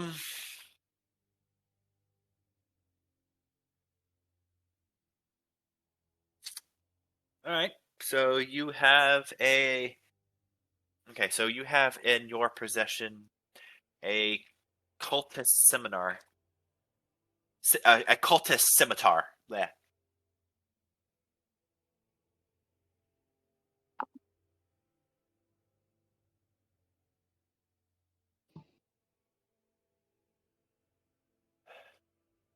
Though, however,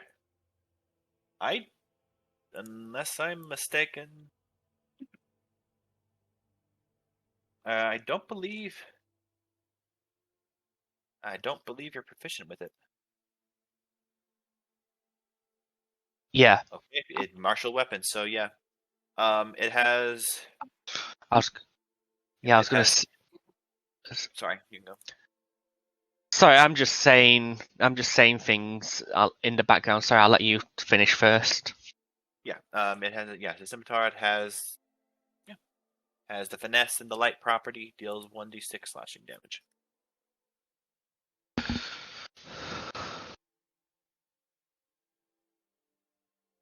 Okay, so with the front guards, lie dead.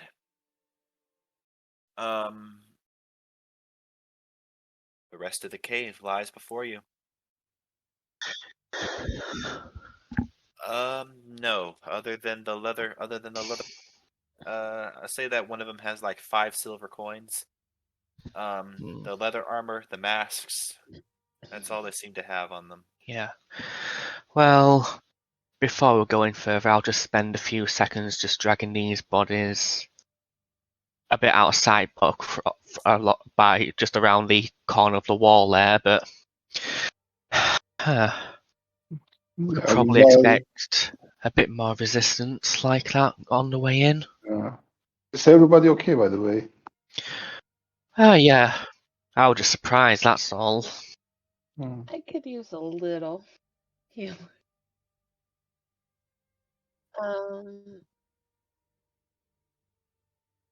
Probably like 7 would be fine. Thank you.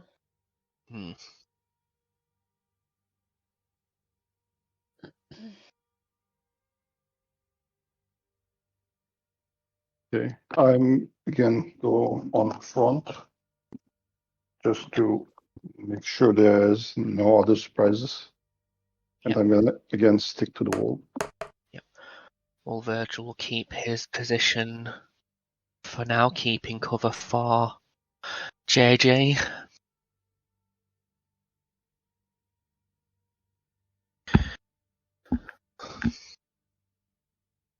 Okay. All right. So, with that, you guys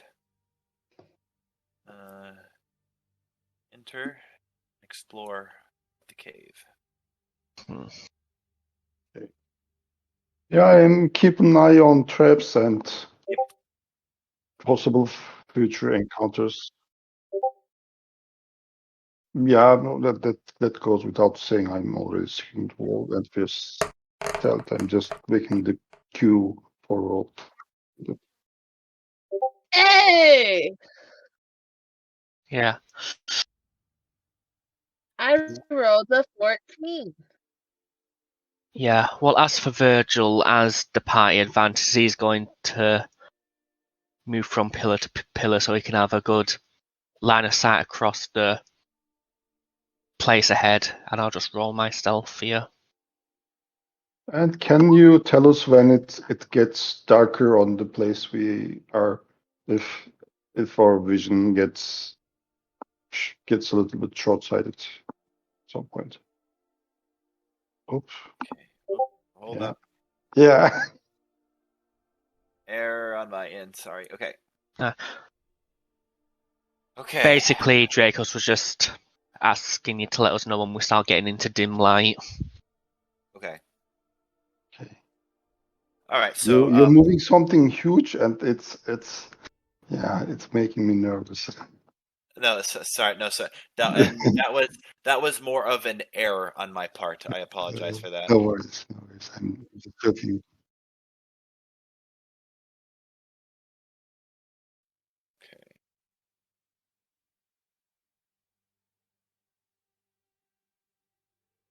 Okay.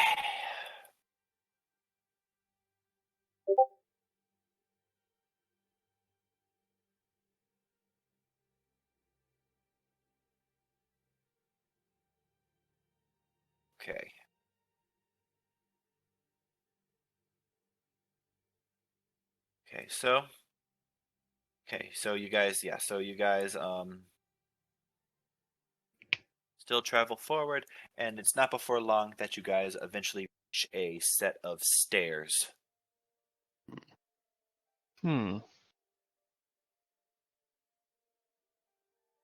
And leaning beyond, you can see it's starting to reach dim, more dim light.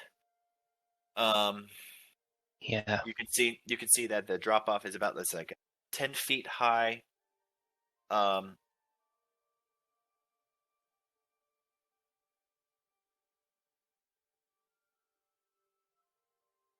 right, and you can see that it's a to your right there are broad steps that are roughly hewn into a natural stone ramp. And you can see that the cavern below is carpeted with a vast amounts of fungi.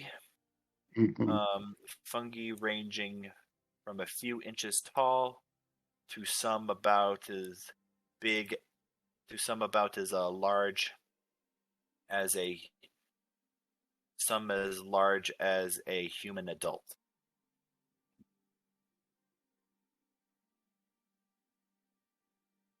You can see that there are two paths that are going through the fungi, one to the right and one to the left.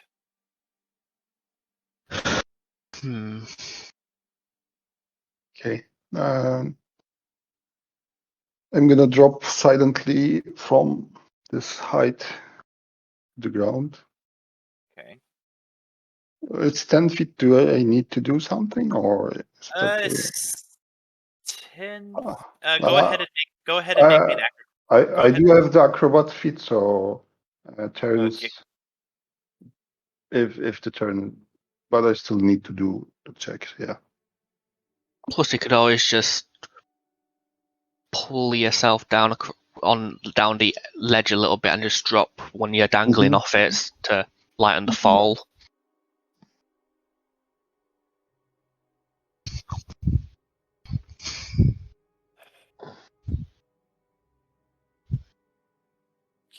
Yeah.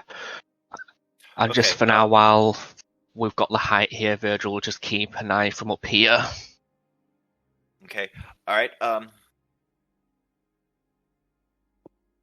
Okay. All right. While you are doing that,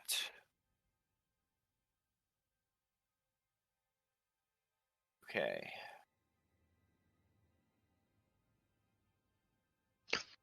All right. Give me 1 second. Take your time. Whew. Okay. All right. So, Rue, as you are traveling down the stairs. Yes. So, all right. So, yes. So you do see. Like, yeah. You do see a bit more into the cave. Yeah. Let me open it up a little bit more.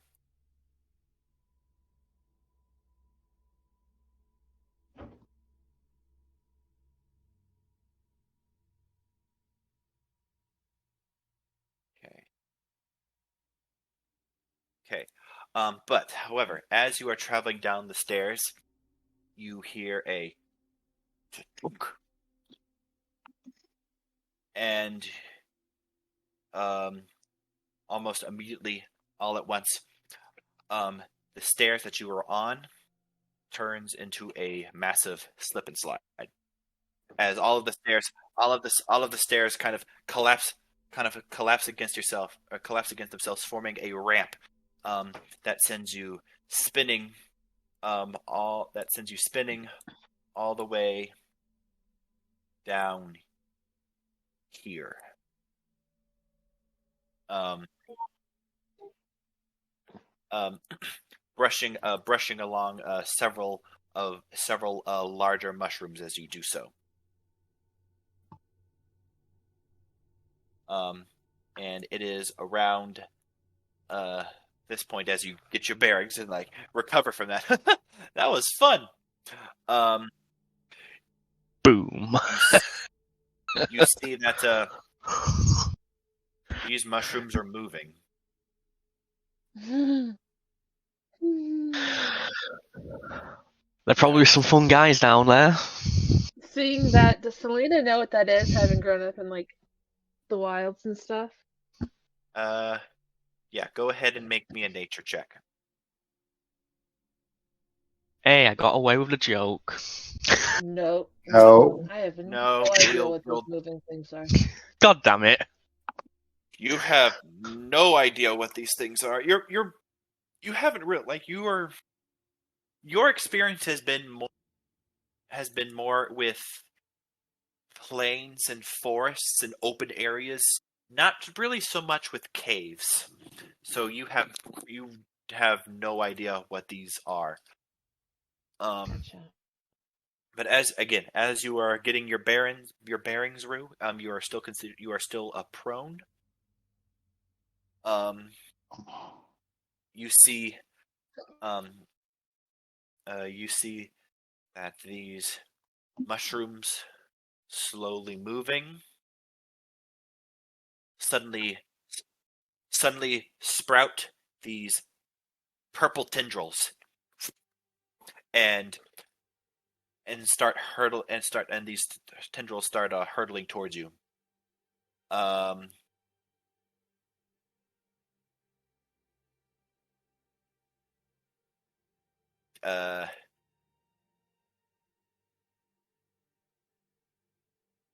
Fortunately, even though you were prone, you were able to dodge yourself from all of their attacks as their tendrils kind of like come to you at once, but they aren't able to find a grasp in your armor, and a steady hissing starts appearing from them as this is what they look like.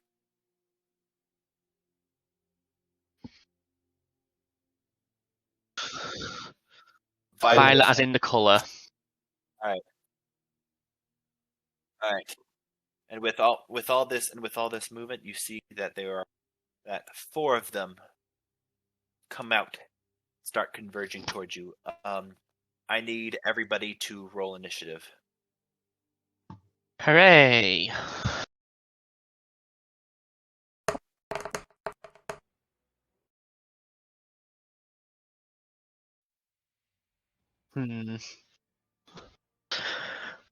I mean, it could be worse. It could have been the trapping Argon Volsol that almost TPK'd us. Yeah.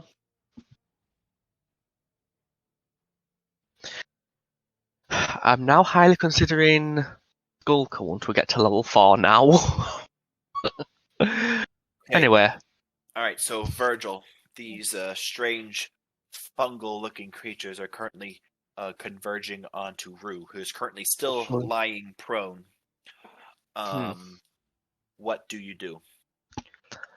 Right, well, I said I always have people's back, so let's draw an arrow and see if I can get a shot on that one.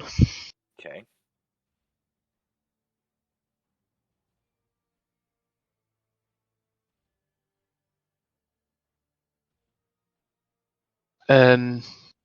Yes. Oh yeah, we've both got the same initiative. What's your modifier for it, Dex? Doesn't matter. You can go first. Oh, it doesn't matter. Okay, then. Yeah. So I'll attempt to make my longbow shot at that one then.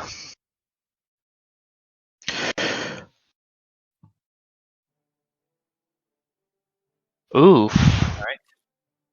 A 12 does hit. Okay, so 5 piercing. Alright, and with that you hear like an eerie low shriek coming from the creature that you just shot. Ooh.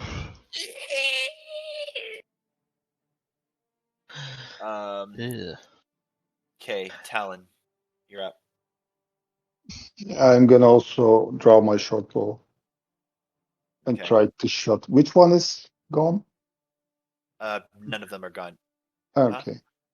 I thought was them. No. Okay, I'm gonna just to the farthest one, furthest away one, shoot my short bow. Okay. 16. Okay, a 16. Are you hitting the one that was just attacked? Now I'm hitting the one I believe. Which I'm not sure which one Virgil attacked. Is it the same one? This one. Okay, I'm attacking the other one. Okay. All right. Yep, and that does hit. That's my damage.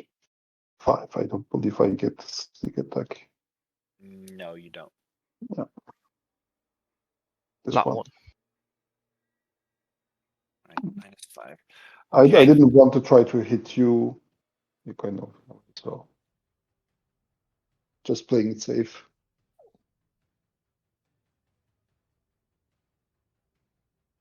Okay. All right. Selena. Yeah. Okay. So wait. So is this one and which other one have been hit? The ones on either end. Okay.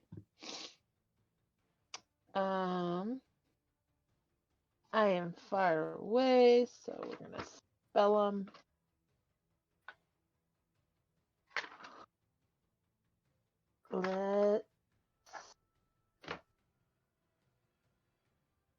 I'm just gonna magic missile. Okay. Alright, so it's gonna be, because it's only 3, so it's gonna be 2 at this one, and then the last one at this one. Okay, this one and this one. Yeah, the bottom 2. The Okay, the first bottom 2 two, go okay. to the one on the bottom, and then the Okay. third one goes to Okay. So. that one. All right. So 7 for this one, and then 2 for that one. Okay. Okay.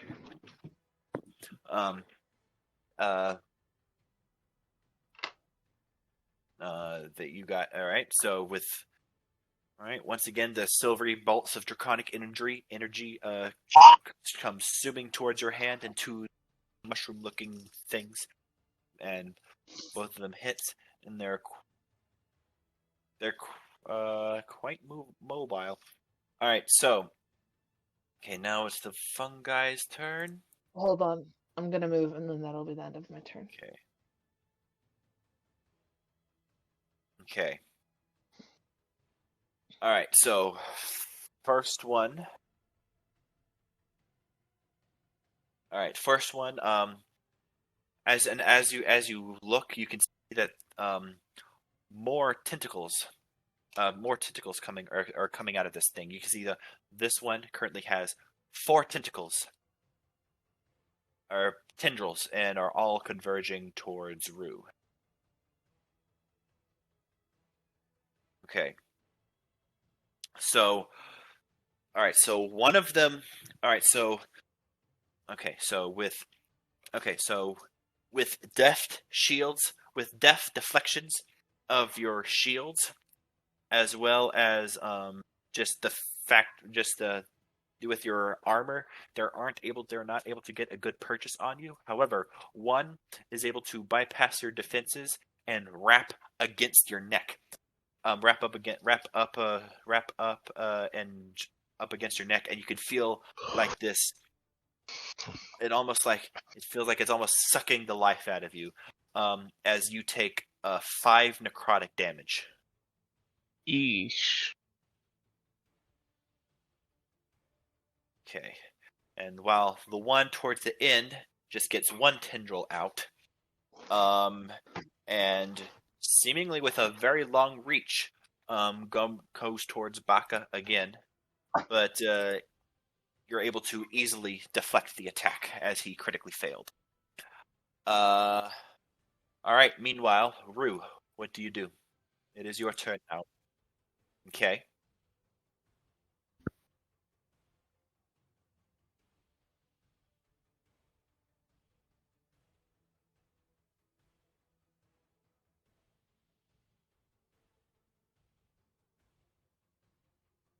Okay.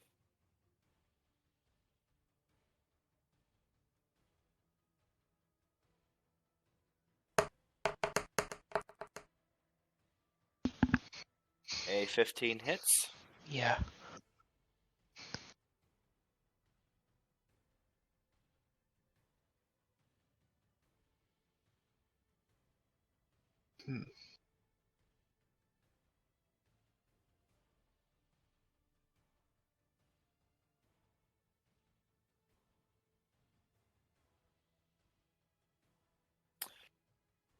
All right, for 11 damage. Okay. Yeah, 5 bludgeoning and 6 radiant. All right. So with a whack, this figure, all right, with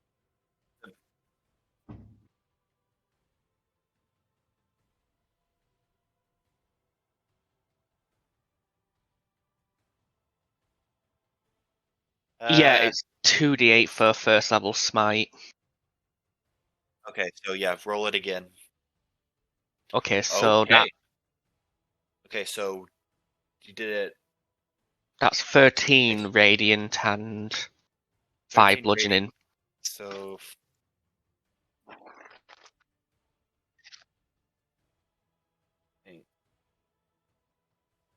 Yeah.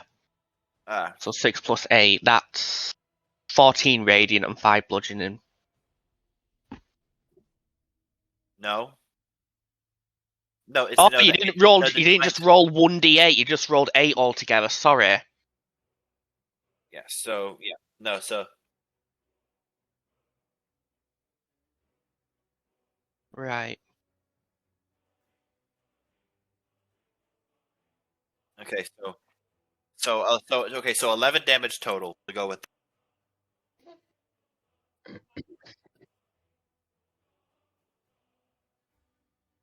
Oh yeah, you're right.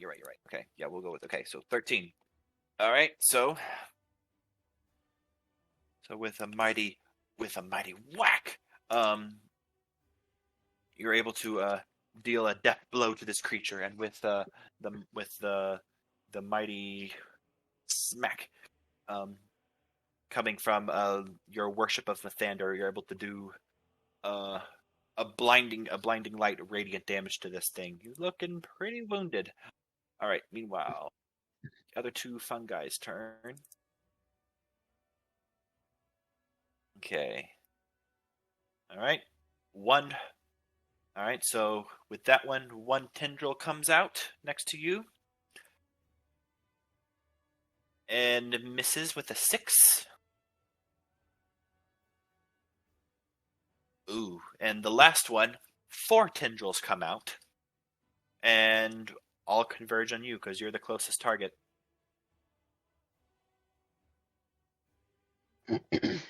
Oof.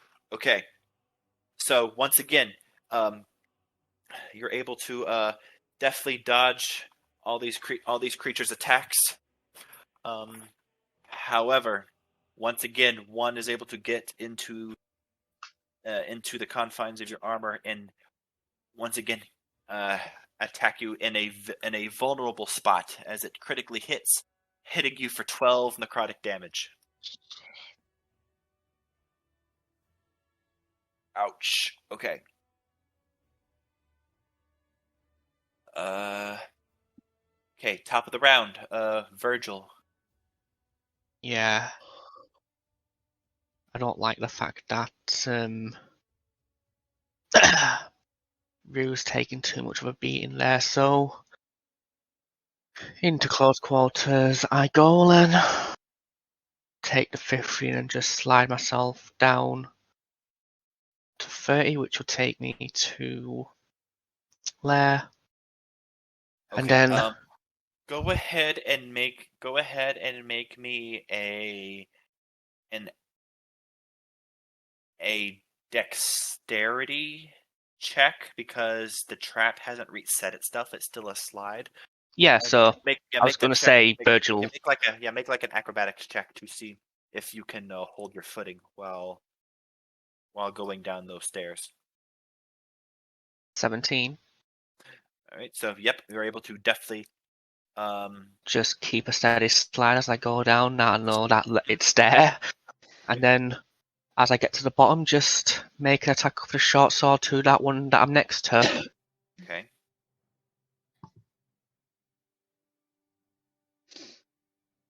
Maybe with the offhand. Well, thing is, it is a stationary mushroom. It's not that hard to hit. Weirdly enough, a 7 hits. Ooh, okay then. So would the 5 be enough then? No, but with that critical hit, it would be enough. Yeah, so yeah, 16 damage, yeah. Sorry, I just assumed that if I roll below a 10, it's a miss, since usually baseline AC is 10. No, I'll just go ahead and say this thing's AC is a 5. Oof! Oh God! It's a barely sentient mushroom. Ooh. All right, well, yep. I suppose I'll be slicing that one next to me up. Okay. All right. Okay, Talon, you're next. Yep. I'm gonna hit again the one on the top. I cannot link it, but the one that I shot before. Yes. 25. Okay. Yep, that hits. It's a 9. All right. 9. Why can't I link? Okay, not looking too good. All right, Selena, excuse me. Your turn. Okay. I'm gonna go with Chaos Bolt at this one. Okay.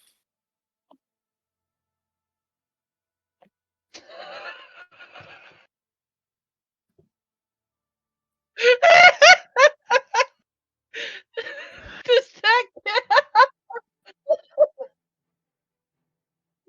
Oh my god! It's a 5. It's just unfortunate because ones always miss. I'm sorry. Oh, okay, hold on. But no, that's exactly how I felt with that cultist from the last session. Oh, God. That's why in the last session I just kept magic and missiling everything that moved against us because I didn't want. Sorry, but hold on. It's still kind of it's still rather dim in this cave, and you're having trouble with your aim, and though you shoot, unfortunately, like right next to this creature, unfortunately misses. Okay, right. well, Okay. with that, I'm gonna do 2 sorcery points and cast Quickened, and I'm gonna use Frostbite because that's not a.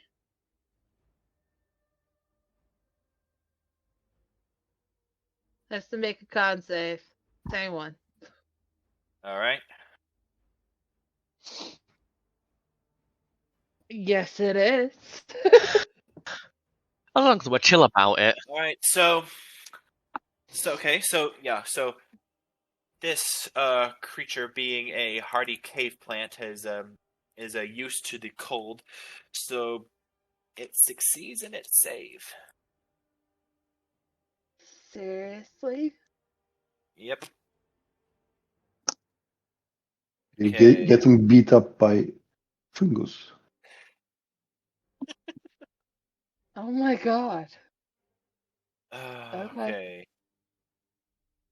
Oh, okay. So 4 attacks. Let's see. Okay, this go round, this fungus is going to split its attacks.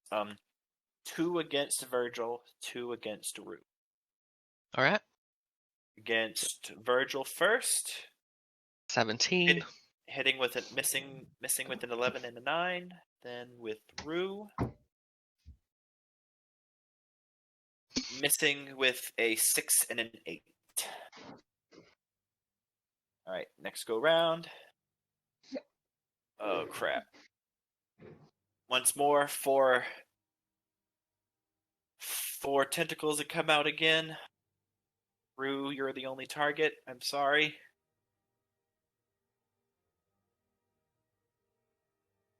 14, 17, 12, and 17. All of them miss. That shield is saving you. Okay.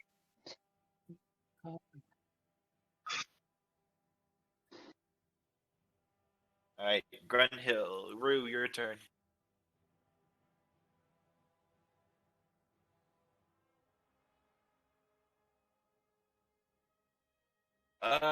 Right now it's looking like the one that, well, it's fungus.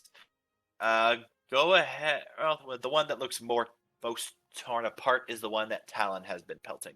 Though not by, no, this one in the corner. Yes.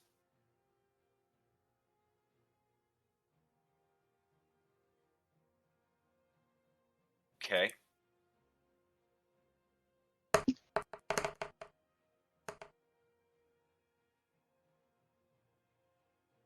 Okay. All right.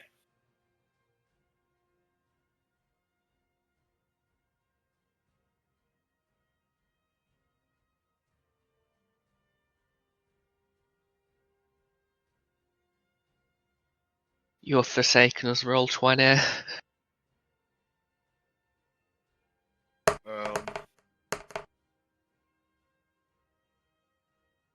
Oh no.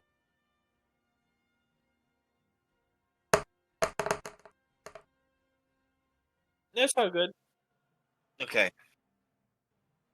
All right. And with that, you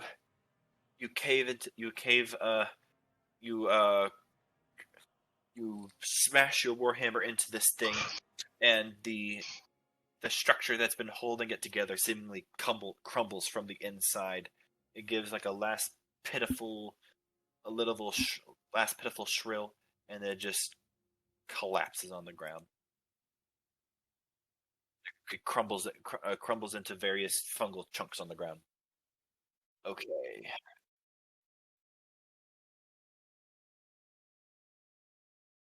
Okay. Okay.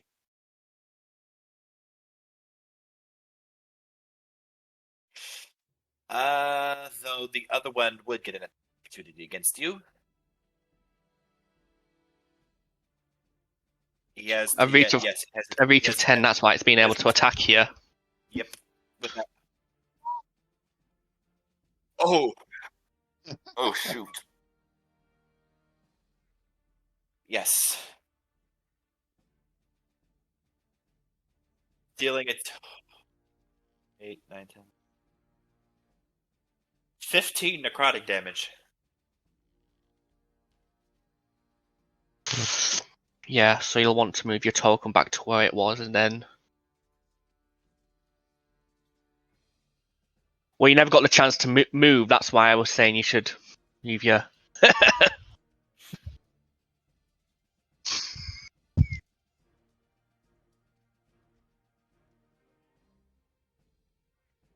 Well, I'm. Wait, you've been No, no, no. Well, here's the thing. You're very, um, you're very much easily able to deflect these things. It's just that because you have such a high AC, it's pretty much they have the only way they would be able to hit you would be if they rolled a natural 20. If yeah. And I've just been with me attacking. Well, here's the thing. Like, it has multi-attack, but every time it attacks, I have to roll a 1d4 to see how much tendrils it grows back, because each tendril is its one attack. So I do anywhere between 1 to 4 attacks, and I've just been getting lucky and the mushroom is growing lucky and rolling 4s every time. So you've been avoiding a lot of them, but it's just that whenever it. Yeah. Yeah. Yeah. All right. Anyway. That's unfortunate. Okay. Virgil. Yeah. That's fine. Well, I'm going to try and make as much clean work of this to get this over with. So first off, I'll get myself here, get the attacks in with the short sword. So with the first one.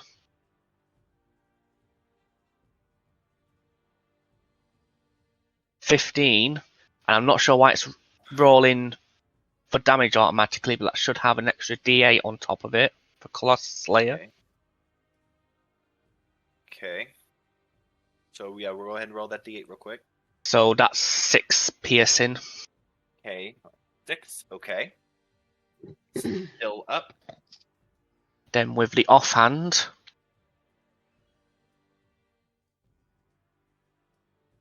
for 3. 3. All right. Mushroom is still up. Talon, you're up. Oh, okay. I was going to say, with my movement. Oh, sorry, movement, yeah. Yeah. A bit awkward because I'm going to have to step over Rue for a moment, but at least I'll get myself right there. Okay.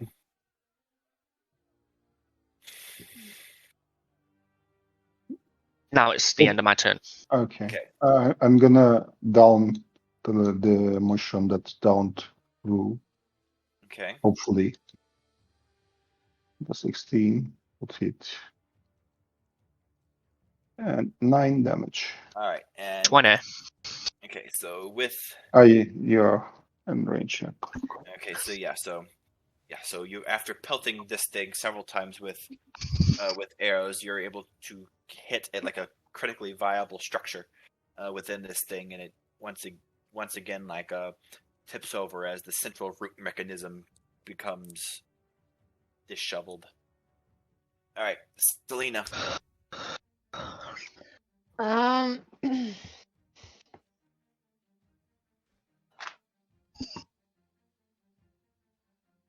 I'm just gonna magic missile. I'm not wasting. 1, 2, 3. There you go. All right. At this one. All right, and with that, this already wounded creature falls over dead as well. Excellent. Okay. And then I'm gonna slide down. Okay. Well.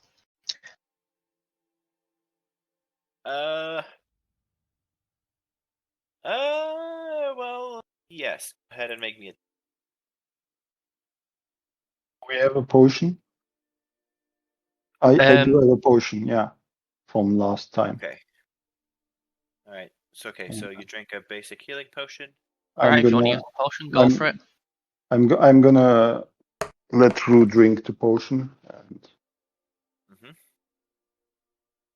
Deleted from my inventory. All right, so I believe basic healing is 2d4 plus 2? Yes.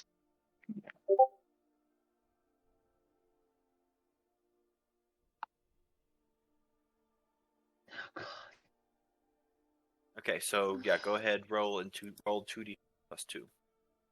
And that's how much H points you can get back through. 2d4 plus 2.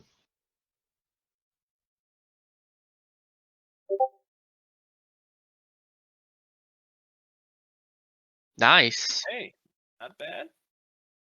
All right, so back up. A little worse for wear, but you're currently alive. Phew. I'm gonna salvage how much arrows I can. Yes, you get back half the Half. arrows. Then I So get I Yeah. one. believe you use 3, so you get back 1. Hmm. 18. Yeah.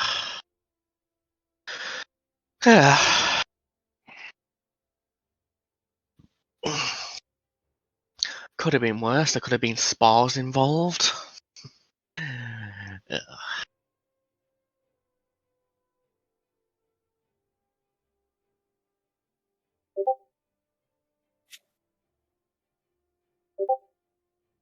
Ish. Are you I'll able stick to continue? to ale myself, thank you. But yeah. So with that side, do you need a bit more? Do you need a bit more healing from that, or?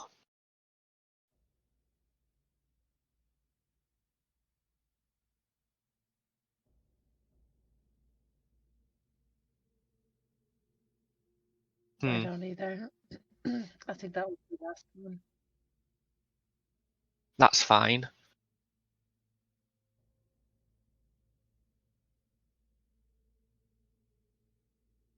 Heal yourself up. See,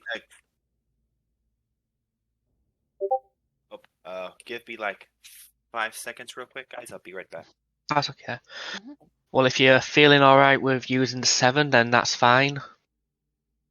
It's just that I still got all my spell slots, which I've mainly got for cure wounds.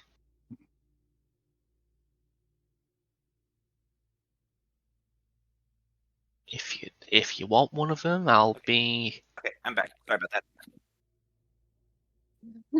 Yeah. Okay. And your meat shield. I know. That's why I was inquiring if you needed some of the healing, considering you had yellow on hand still. Okay, one coming up. So another 7. Another 7 healing. Okay.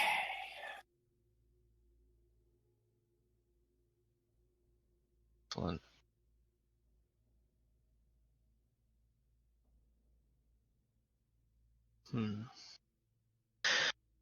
Okay. Still haven't quite figured out how I started doing this magic, but I'm not complaining.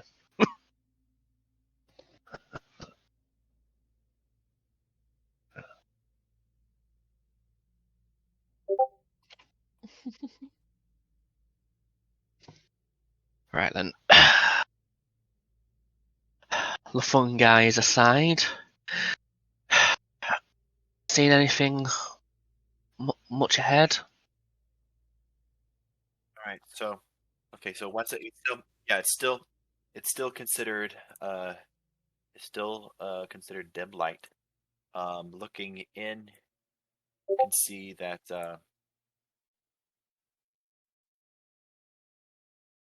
Yeah, let me just go ahead and just keep me on your side of line of sight. okay. All right. Okay. Okay. Go ahead. Okay, stealth. Okay. Stealth? Yeah.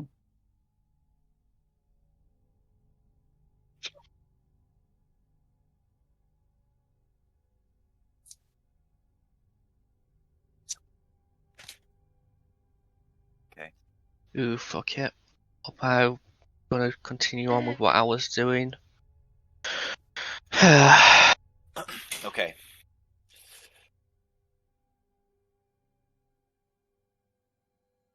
Up, JJ, as I've been doing all this time, I've got your back. Okay. Okay. All right.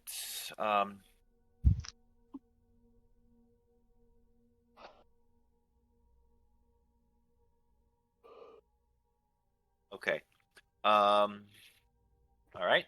Okay. So, all right. So as you go forward, Talon, go ahead and make me either a perception. Yeah. Or Yeah. investigation. Go ahead. Yeah. Go ahead and Yeah, make me a perception check with disadvantage because of the dim light, or go ahead and make me a straight wisdom check. Yeah. Okay. 13. Okay. 13. Okay. So so as you move forward within this next cave area, Mhm. you see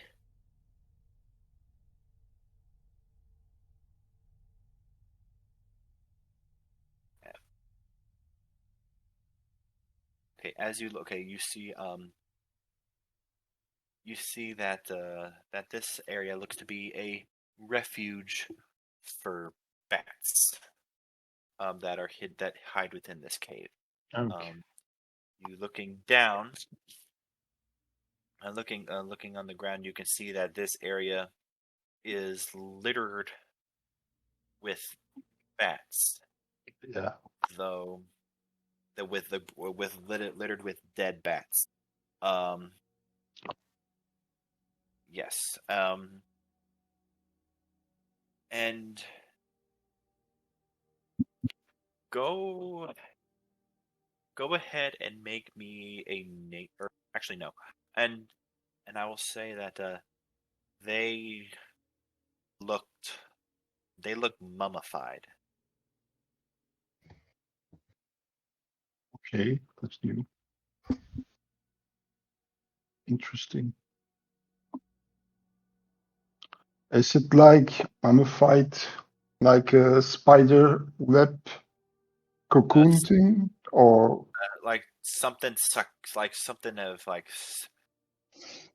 the living blood out of them? yes, Okay, they are completely dry. yes. Okay. When I touch one of them with the tip of my rapier, does it fall apart, or does the rapier No, stick in it? it sticks in it. Okay, and no blood or any No, liquid is gone, no, as far as I can see. no. Yeah, And I nothing will, to see yeah. around. Yeah.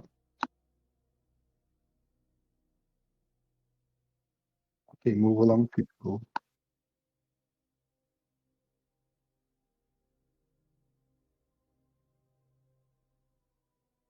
Vampires.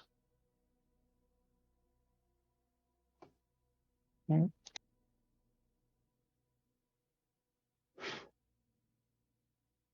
Bats, bigger bats, some snakes, poisonous snakes, I will maybe say that some insects. looking up, you can see that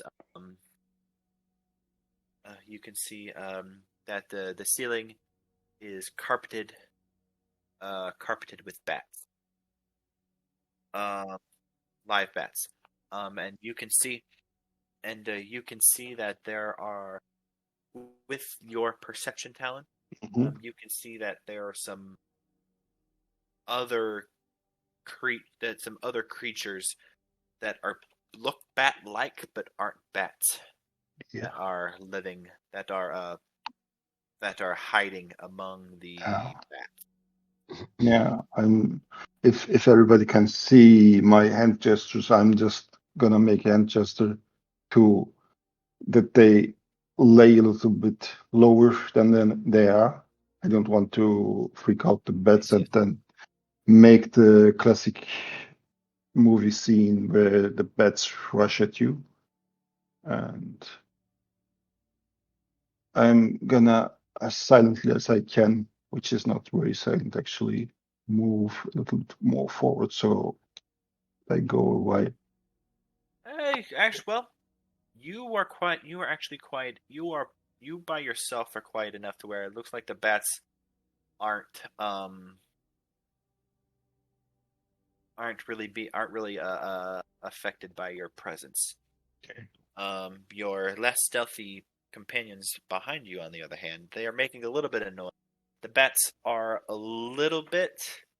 getting a little bit flustered, but there doesn't seem to be enough noise from your companions that they're gonna panic, alarm.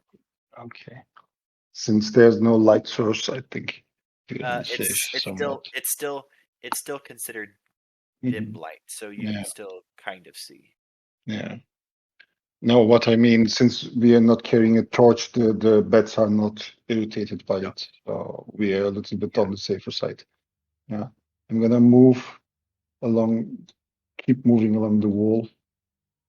Okay. And yeah, I do try to keep my eyes open for traps and people, humanoids or whatsoever. Okay. So if there's something I All right. need to know, Okay. I'm on you. Okay. Okay. When you're nearby, I'll give you a perception. I'll have you roll a perception check. Okay. Okay. So. All right. So looking in, you can see that beyond this point is more or less blackness. You can see that from this area there are 3 different routes that you could potentially go. Okay. There are 3 different routes that you could potentially go, but all 3 of them are black Okay. in the darkness. You can't really see. Mm-hmm. Right. So Virgil at least get himself moved over at the back of this pillar. JJ, Yeah. because I can see the darkness at this point. If you need one, I've got a torch in my pack that you can use. Mm. Well, we have to find out what's in the cave besides the 2 cultists and the mushrooms. But I feel like that's a bigger cave, but the narrow places just tells me that there was not a big dragon that would be of any concern. But we still need to keep an eye on the cultists and other creatures that might lurk in here. Well, I'm not so sure about the torch, but I will not be able to see much without the torch either.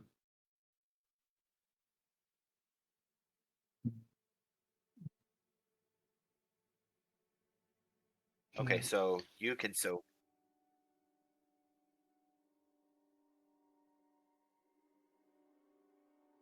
I only see 2 as far as the darkness go, but yeah, he told us that John told us that there were 3, but I only see 1 route here and 1 route here, maybe. Yeah. no, and one gapping and one large one in this direction. I have no idea if you clicked somewhere, but yeah, never mind. I'm gonna Here. follow the wall. Okay. I'm gonna follow the wall, and should we light up a torch? I mean, if we light up a torch, everything in the cave will see us.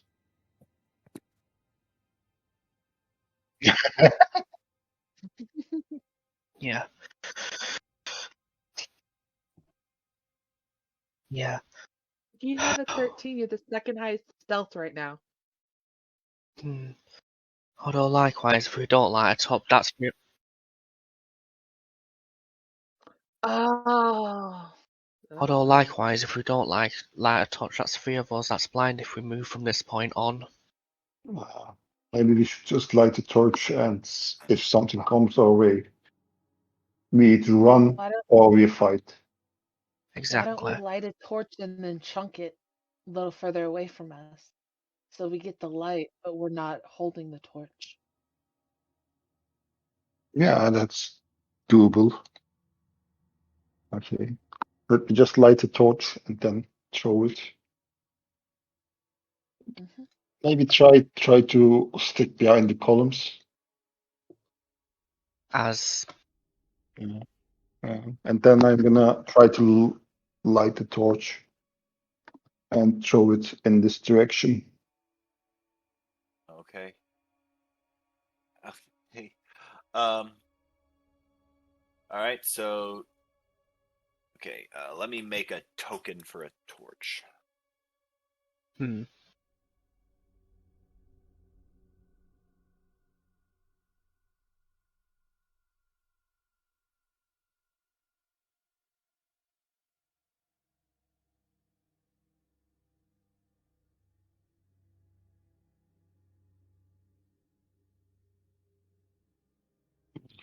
Yeah. Okay, then give that a 40-foot radius.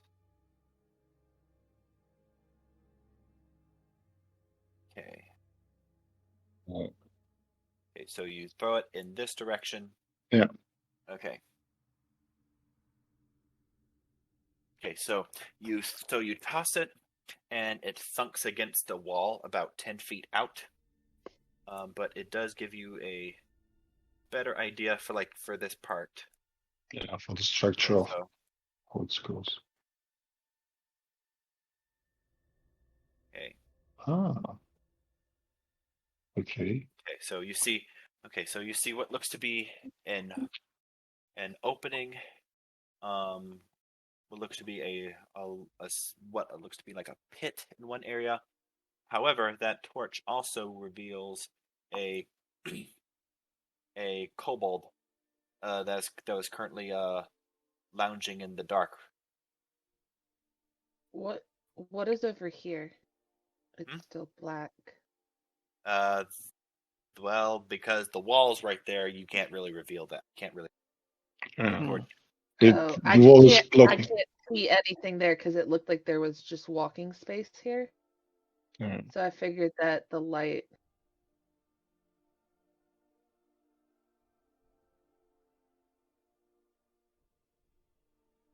Yeah. Okay. It's a walkway. Cool. All right, and it also so this torch, before it goes out, also reveals a kobold that was lounging in the darkness. And where is the kobold? It is right there. Okay. Can I do a quick arrow shot?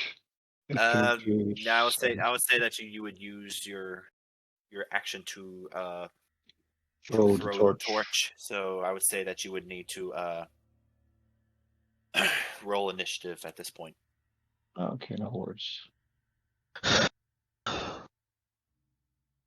Damn it.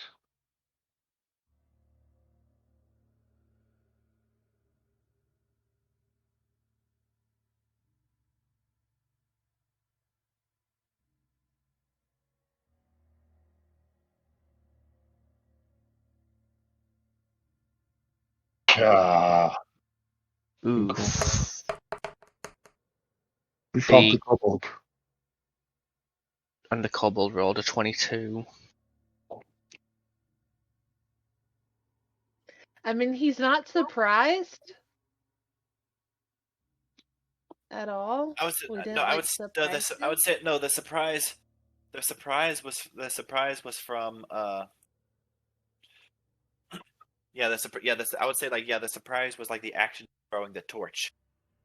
So they're not really surprised anymore because it took the action to throw that torch.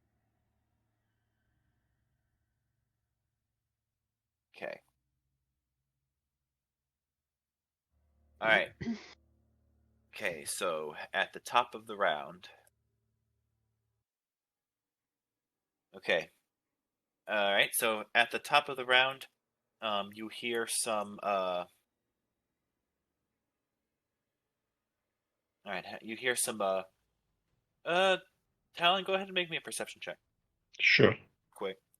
Yeah. Perception. Damn it. Okay. Nothing to see here. Move along. Yeah, nothing. Okay. Okay, this kobold is going to help! Intruders in the caves! And is going to see then 5, 10, 15, 25, 30. And going to take its sling and is going to try and make a sling attack against you, Talon. Yep. Hitting with a 19, dealing a total of 5 damage. Damn it. Okay, Virgil, your turn. Right. Well, no more time for stealth now. Now that we're being called out. Just get myself to here with the short swords. Let's see how the first one does.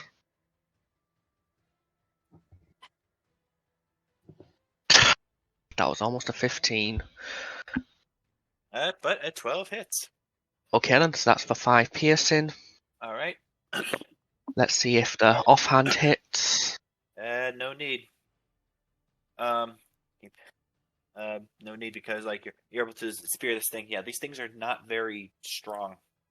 Oh. It's dead. Right, well I still got my bonus action then.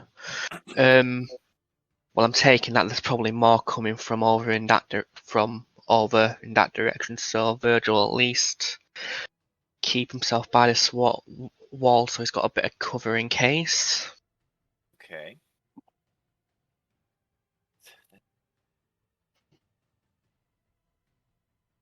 And that's the end of my turn. 25, 30. All right. You see some figures hanging out just beyond the reach of the light.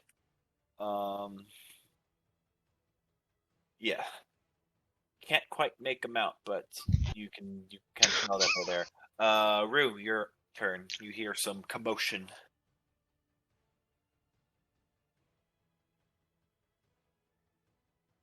Okay.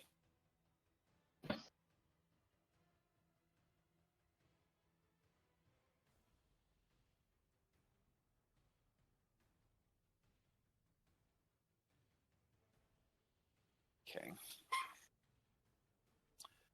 Okay. Okay. 5, 10, 15, 25, 30. Okay. Gonna take its slingshot towards you, Rue. Hitting with a 20, dealing a total of 3 damage. Okay, Talon, your turn. Okay, I'm actually not gonna use the bow. I'm just gonna go right into his face and stick my rapier at him. Okay. Yeah.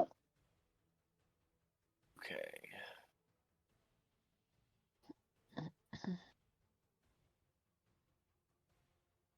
Okay. Okay, and that's my attack. 24. Okay. That definitely hits. And that's with sneak attack, so it's a 15. Your merry band is becoming quite proficient at killing these things. All right. Okay, Selena, your turn.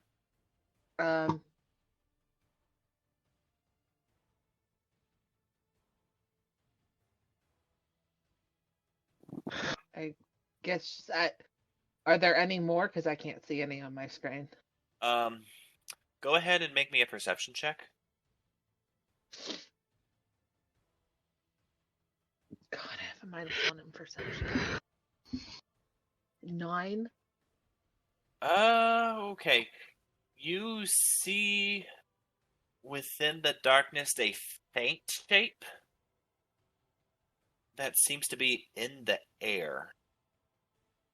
Where? In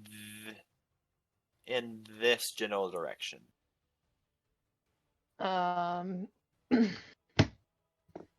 Okay.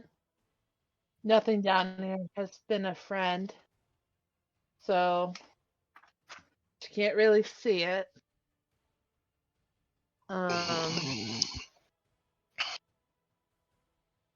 I can say like you could like. I'll say that you could. All right, it's. I'll say like it's like technically within like darkness. So I'll say you can try. You can try and hit it, but it would be with disadvantage. Yeah.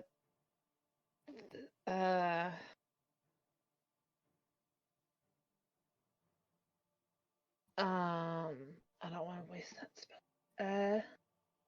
She's gonna. Let's see. She's gonna point it towards where she sort of sees it, and then kind of say, "I think I see something up there, but I'm not for sure."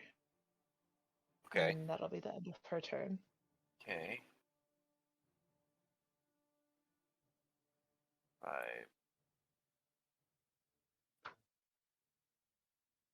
Okay. And she'll hold her.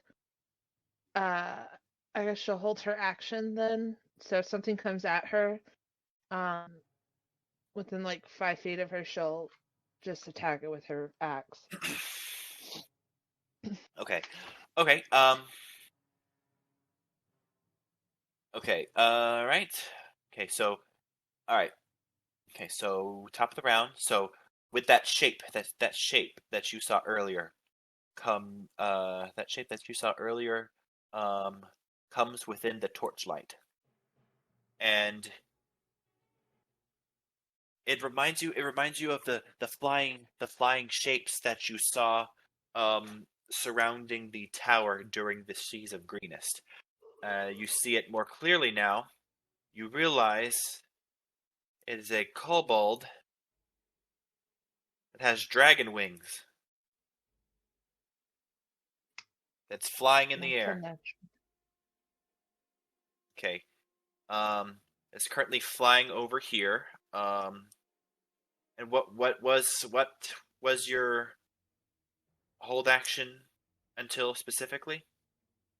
I said if something came within 5 feet of me, I'd use my battle axe to attack it. Okay, sorry. Oh well. Okay. All right. Well. Okay. In that case. Okay. I wasn't So gonna waste one of my last 2 spell slots. Okay. All right. In that case, this kobold comes over here, lands down, unlocks this gate with a key that it had on its person, and then it calls out into the darkness. Beauties, dinner time! And it flies up in the air to right here, holding a dagger in its hand, and it looks at everyone evilly. All right. Virgil, it is your turn. Right. Well, was the lock here? That I thought that was Teus, but is this something else? It is a set of stairs, but Okay. this is fenced in. Okay, Yeah. but they're going downways or upwards? They're going down. Yes, they're going down. And was the lock like a lock pad, or was it? Yeah.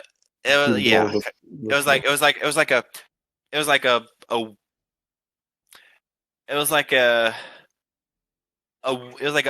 crudely built wooden fence with a metal padlock. Okay. Cool. Right. well, Virgil just hears like the dinner time, so when he pops back. Sorry, I just need to get this movement right because I don't want everyone to be in the way. So Virgil will get himself there and just see this flying kobold. And he just kind of says, huh, "You wish you were a dragon," and try to take a shot with the longbow. Okay. Not with Colossus Slayer, but with for 5 damage. Okay. Okay, so shoot. All right, so a 16 does hit. It impales in the abdomen. Still alive, surprisingly enough. Aren't you a sturdy one? Right Okay. then. Yeah, so I can only take 1 shot with the longbow, so Okay. All right. With that, your turn's done. Then this kobold, 10, that rushes out to the darkness and tries to strike you, Talon.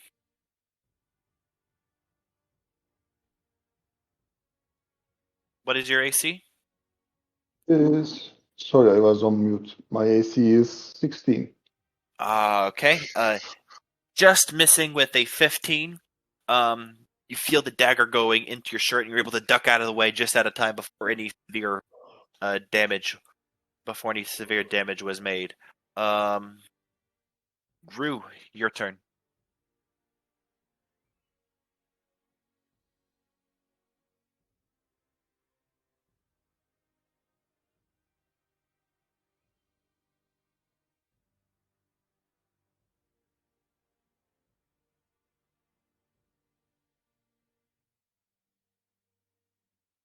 You can share a square with the teammate while moving.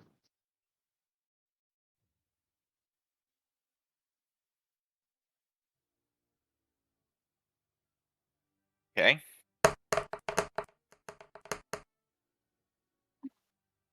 That hits. All right. 4. Okay. Downed, but not out. All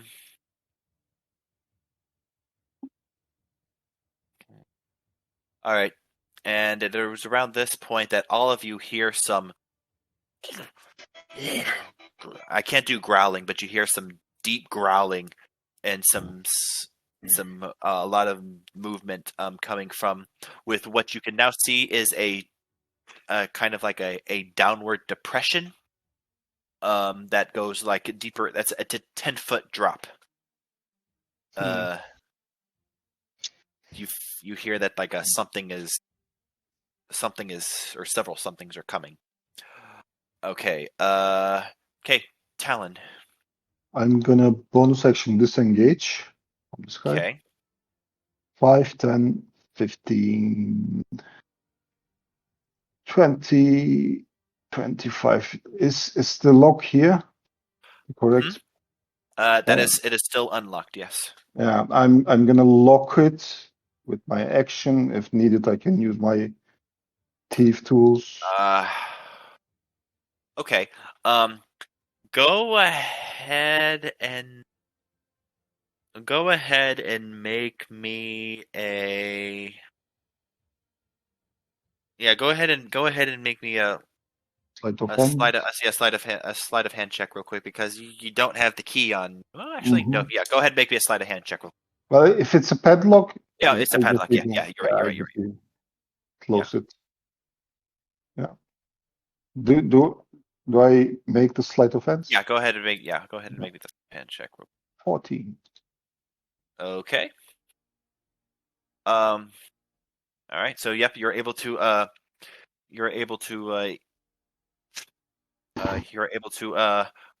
swiftly and easily stop whatever was close the lock. Yeah, okay. I'm taking a look if I can see anything here, and then I'm gonna move my last 5 feet back. Yeah. Go ahead and make me a perception check. And I will say at this, well, actually, go ahead and make me a perception check with disadvantage, because I will say at this point, the torch is starting to go out. Yeah, but if I'll it's say downward, about like the torch will not be any of use on that area anyway. okay, so 7. Yeah, you all you hear is can't really see much beyond that. All right. Okay, Selena, your turn. So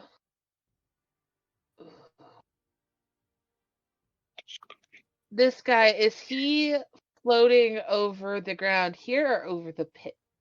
Over the pit. Okay. Currently hissing at Talon right now, outraged that he just rudely closed the door on him. Okay, well, how about this? If I aim for, I can hit him with a spell though, right? He's up in the air. can. Actually, well, technically, because he is the torch has gone down. I would be using magic missile, so that doesn't matter. Okay, yeah, but yeah, you would still see the outline of him. Yes. Okay, can I use magic missile and have it go for his wings to bust holes in them, or at least one of his wings? All right, I'm sending all 3 at him.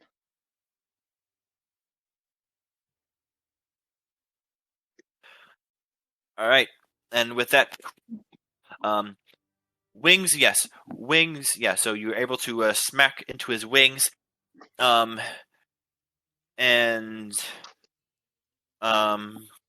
wings and wings. Yeah, you're able to like completely blast off his wings.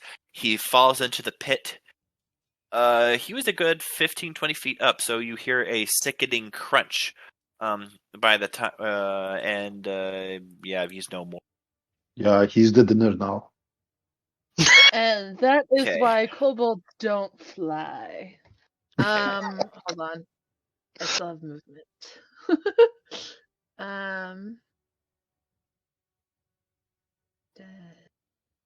Thank you.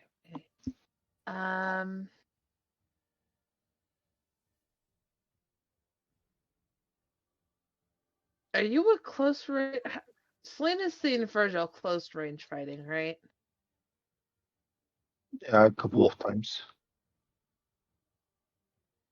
Yeah, Virgil can fight in close range if he needs to. Alright, then she'll leave that for you. She'll move right there. Okay. That'll be the end of her turn. Okay. Meanwhile, kobold 5, 10, 15, 20. Going after Rue. He has advantage because of pack tactics.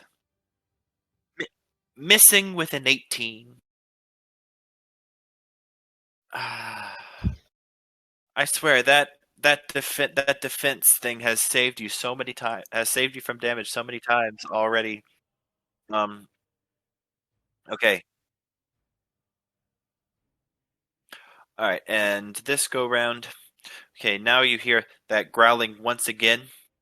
Coming from within the cave. Yeah, Talon. Even with you hear. Go ahead and make me another perception check. Okay. Perception. Nope. No, there's too much movement here. You hear a loud rattling or like a snarling. Something being thrown against the gate. Then the sound of something being dragged away. Okay. Then that's pretty much all you hear. Okay. Okay. Then you hear here's a lot more enraged snarls coming from down below. Virgil, your turn. Yep. Well, for my action, I'm going to need to do 2 object interactions. Well, my action will have to be lighting up one of my own torches so it don't get covered in complete darkness on our side. So, if you can give Virgil a light source for himself, Okay, are you going to equip a torch? I'll light a torch and have it in his offhand. Okay. Okay. 40. C. Okay. Yep. And then he'll have his short sword in the main hand. Okay, Well, and I would say at this point the torch goes out. that's what I thought. Okay. Well, I can't attack since I lit my torch, so I'll at least stand right there to help Rue out a little bit. And then, Okay. You could do.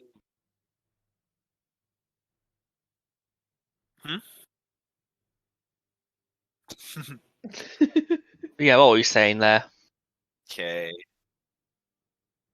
No, I mean, I was talking to what Jim was just saying, where he was like, Never mind. okay. Okay. Because I was going to say, lighting the torch would probably be in my action, so I can't attack that turn.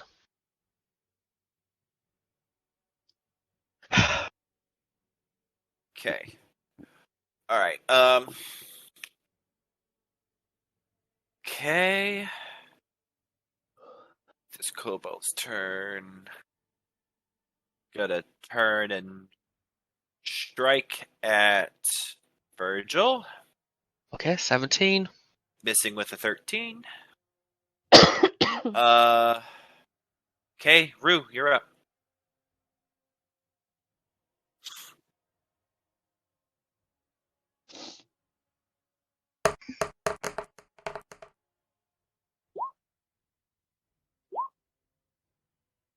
My arm is dead. All right. Okay. More arguing from down below. Talon, I will say that now with the new torch, you can see like a faint glimmers. Or you could see a little bit better of what's going on. I could say it's more dim light over there. You can see that that in this pit, fighting amongst the kobold carcass, are smaller versions of the giant guard drakes that were protecting the captain's camp, the captain's quarters. Okay. Cool.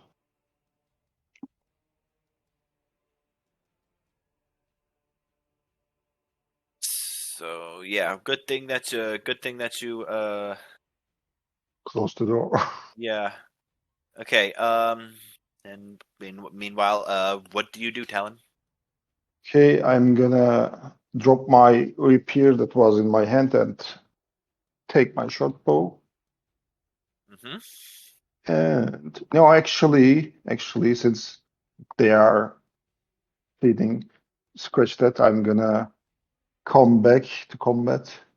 5, 10, 5, 10, 15, 20, and attack the last standing kobold with my rapier. That's my attack. 12, no, 22, Yep. since it's flanked. And a 19. Yep. It's dead. Yeah. Okay.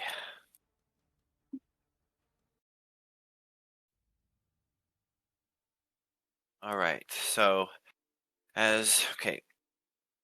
All right. So now that this is everything has calmed down a little bit. All right. All right. All right. Everything has calmed down a little bit. You can see like the occasional snarl from these small looking drakes as they fight over the corpse of this kobold.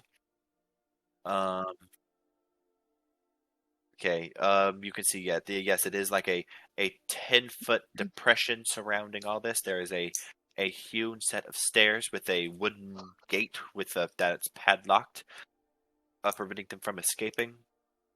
They do seem a bit smaller than the ones that you encountered or saw guarding the tent of the ruler or of Moondam Frulam. Yeah, Captain Frulam. You can see that further to the west there is a passage that looks to be going down.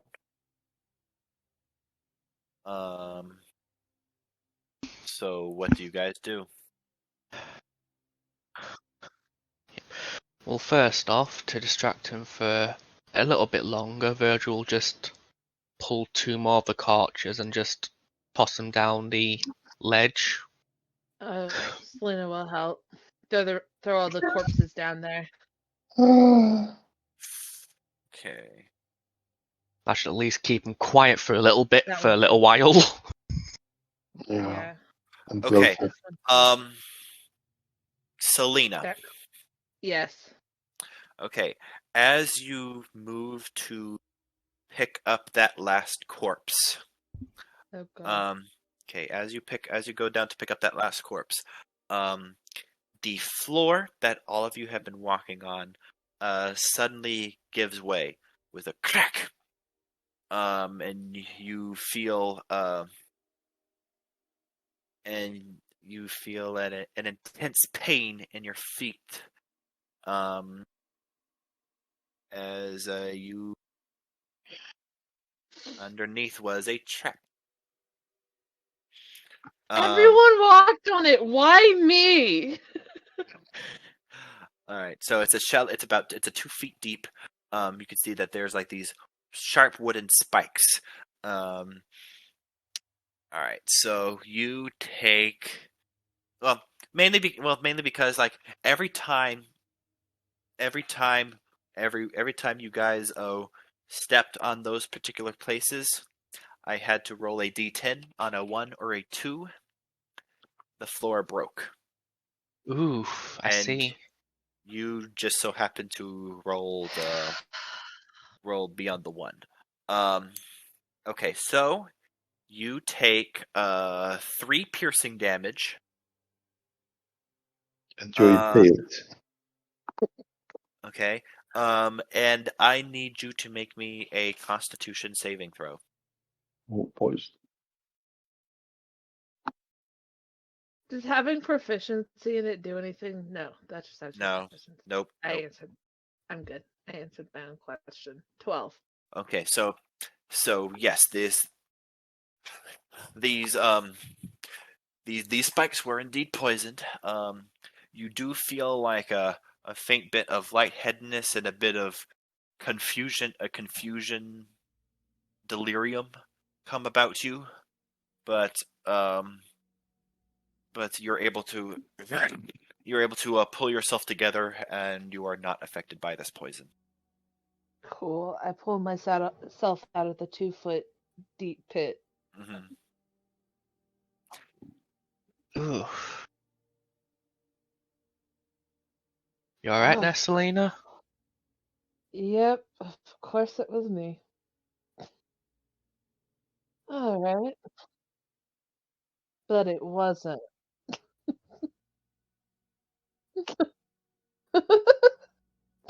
Doesn't help. That's okay. Doesn't help, but you're sweet.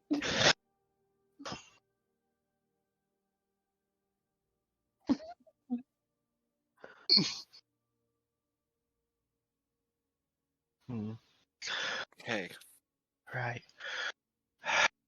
All right. So, shall we go on ahead this way? There's this way, and then there's the other 2 areas which you haven't explored yet. Well, I'm a little bit afraid of this area now that I have seen the guard drakes. Maybe we should back out a little bit and see what's going on here. What do you say? If we did enough noise, well, they will either come from this side or this side. So I leave it up to you guys. Yeah. Just be mindful for a bit that there could be more of them floor pits that might be going off in that corridor as well. Yeah. I mean, we have a rough idea on what's going on here with the Drakes.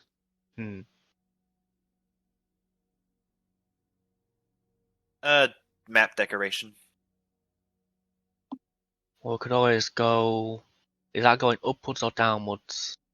Going downwards.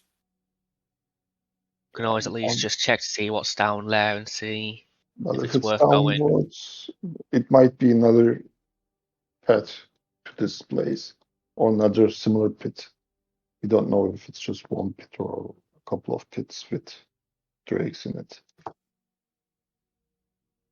Yeah, we can check it out. Doesn't matter. We will scale out the whole cave eventually. So it doesn't matter if you go first here or here. Plus, I'm sure that just looking down it and seeing if it's fenced off or not would shed some light on what it might be. So, what Virgil will do, since he's got the light source, is just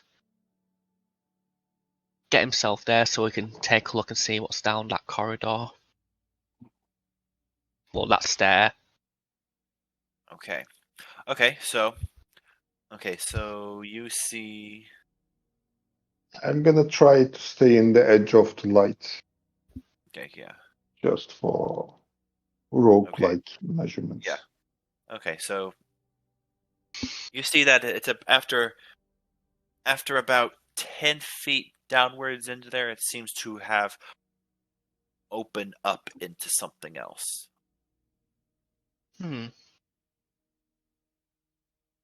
Yeah. Well, it doesn't look like it's fenced off like here, so. Well, it doesn't look. Watch out for traps. Just. Yeah. Yeah, well. It doesn't seem like too much is going on down there, but Virgil will at least tread cautiously as he ushers you lot to at least keep in the light. Okay. Make me a perception check as you go down the stairs. Make sure that's normal, yeah. Okay, so alright, so as you walk down, you notice about about halfway down when you like whoop got it, you catch yourself as about suspended, like where your feet would be, a small rope.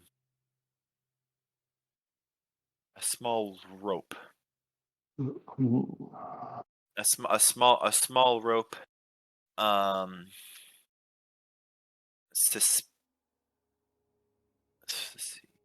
small rope suspended where the legs are is in place, and looking around, it seems to be that this mechanism is tied. It's like there's a rope that's attached to a well-hidden pulley in the corner that leads to like a hatch, a hatch that is well hidden along the ceiling. And I'm going to take a guess and say someone was going to drop on me if I trip flat.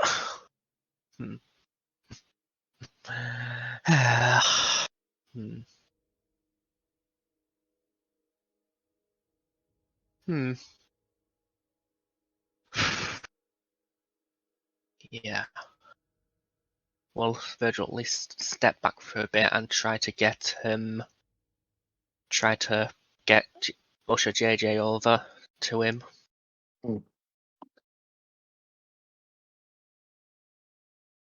Take a look.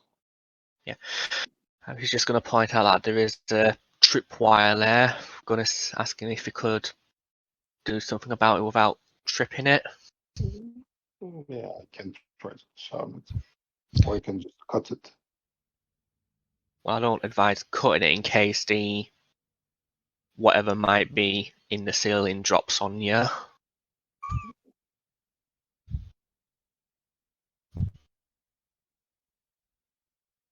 Well, I can try to disarm it. Okay.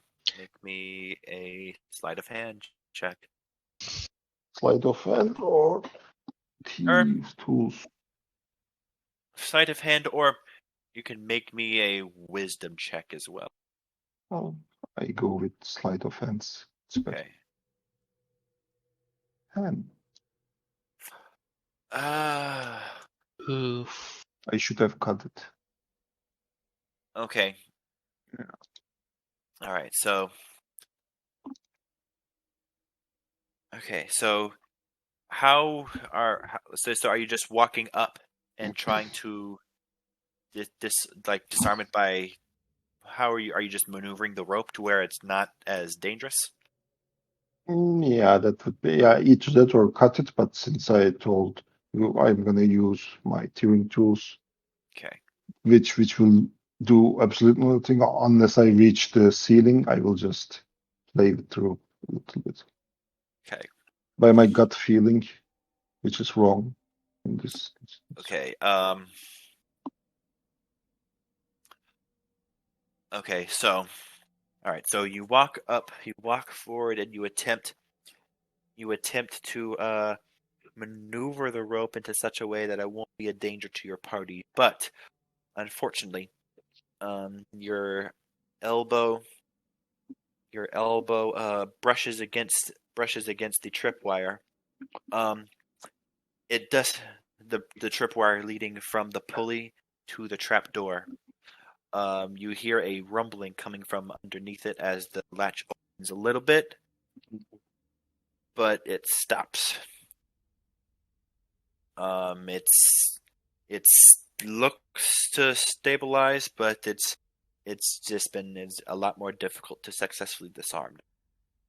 Okay. Yes. Yeah. Well, found a trap midway down, and I thought JJ here might have been able to deal with it without too much problems, but it seems we've got a little setback. Yeah. All right. So, okay. So the rope is about about like mid shin level.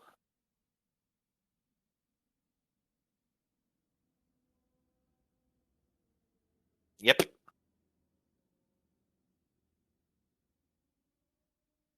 Nope.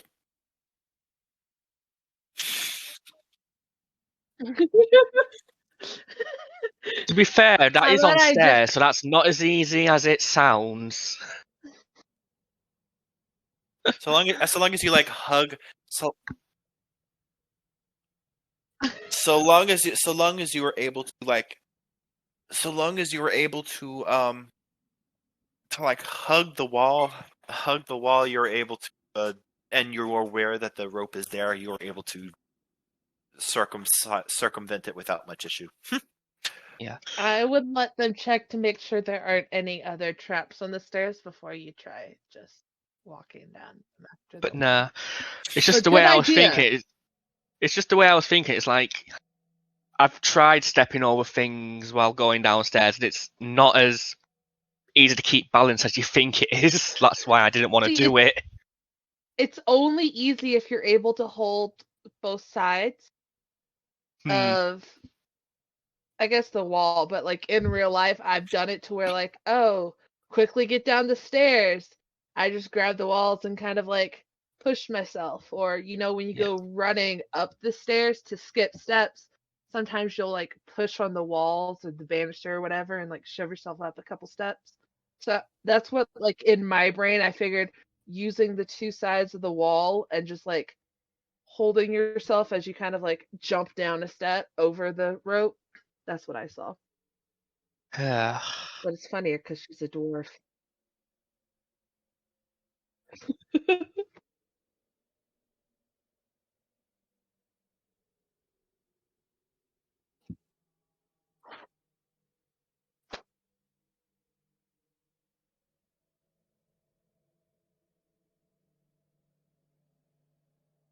Yeah. And doesn't get punished it this time.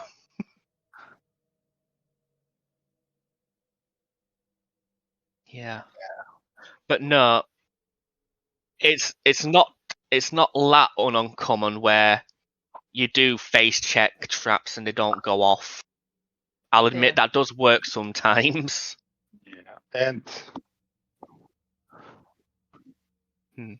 Well, anyway, if there's a person that you don't trust completely, it's better to disarm it because a person could always just pull the pin on it while you're jumping over it.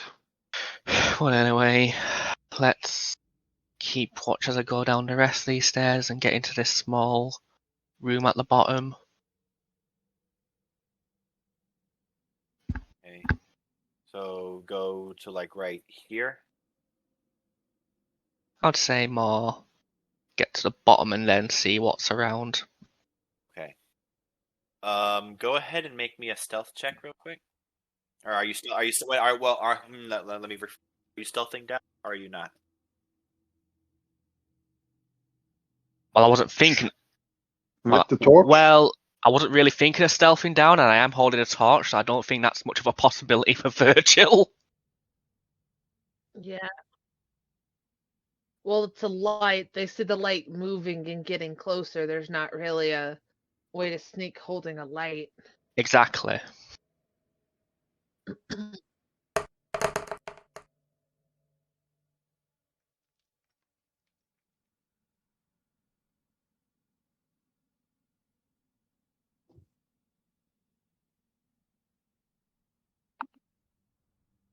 Okay. Yep. So you trip. Fortunately, you don't trip over the wire, but you make a mighty clang with your armor, and you see that now with your torch, waking up suddenly from the loud noise within this room.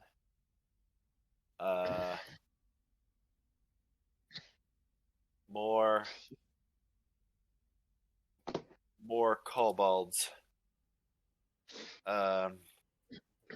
Surprised and looking at you and starting hissing.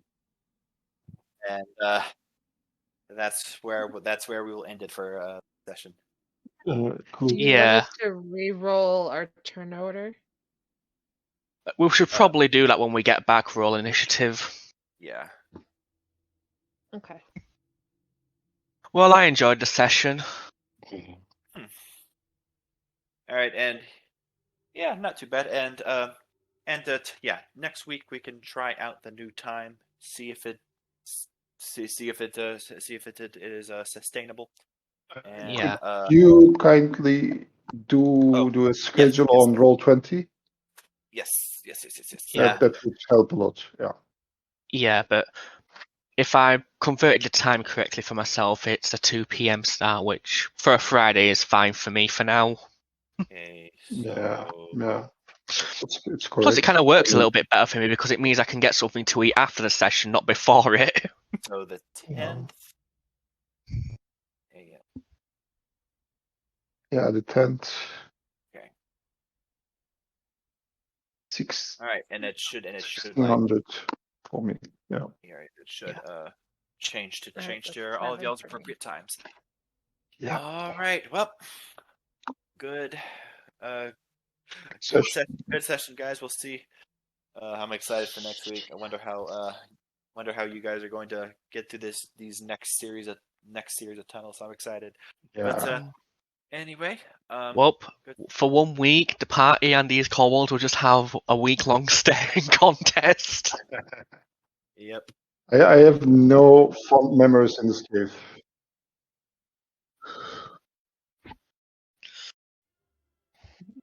Yeah, if Virgil dies, I'll just make a new character sheet on the spot, I suppose. Yes. All right. Well.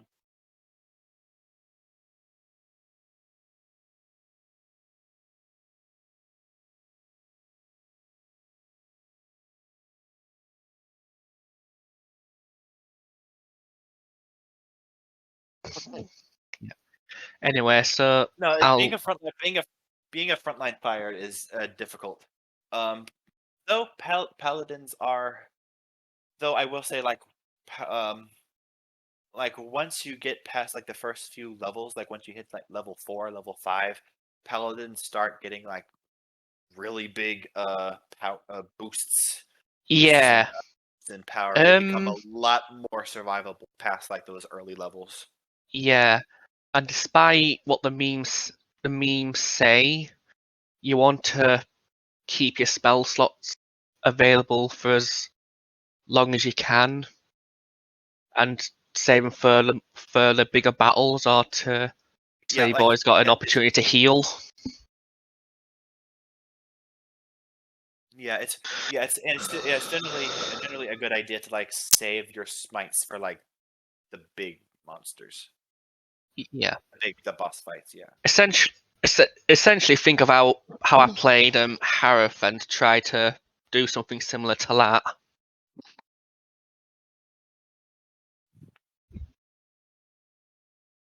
All right. Well, good session, guys.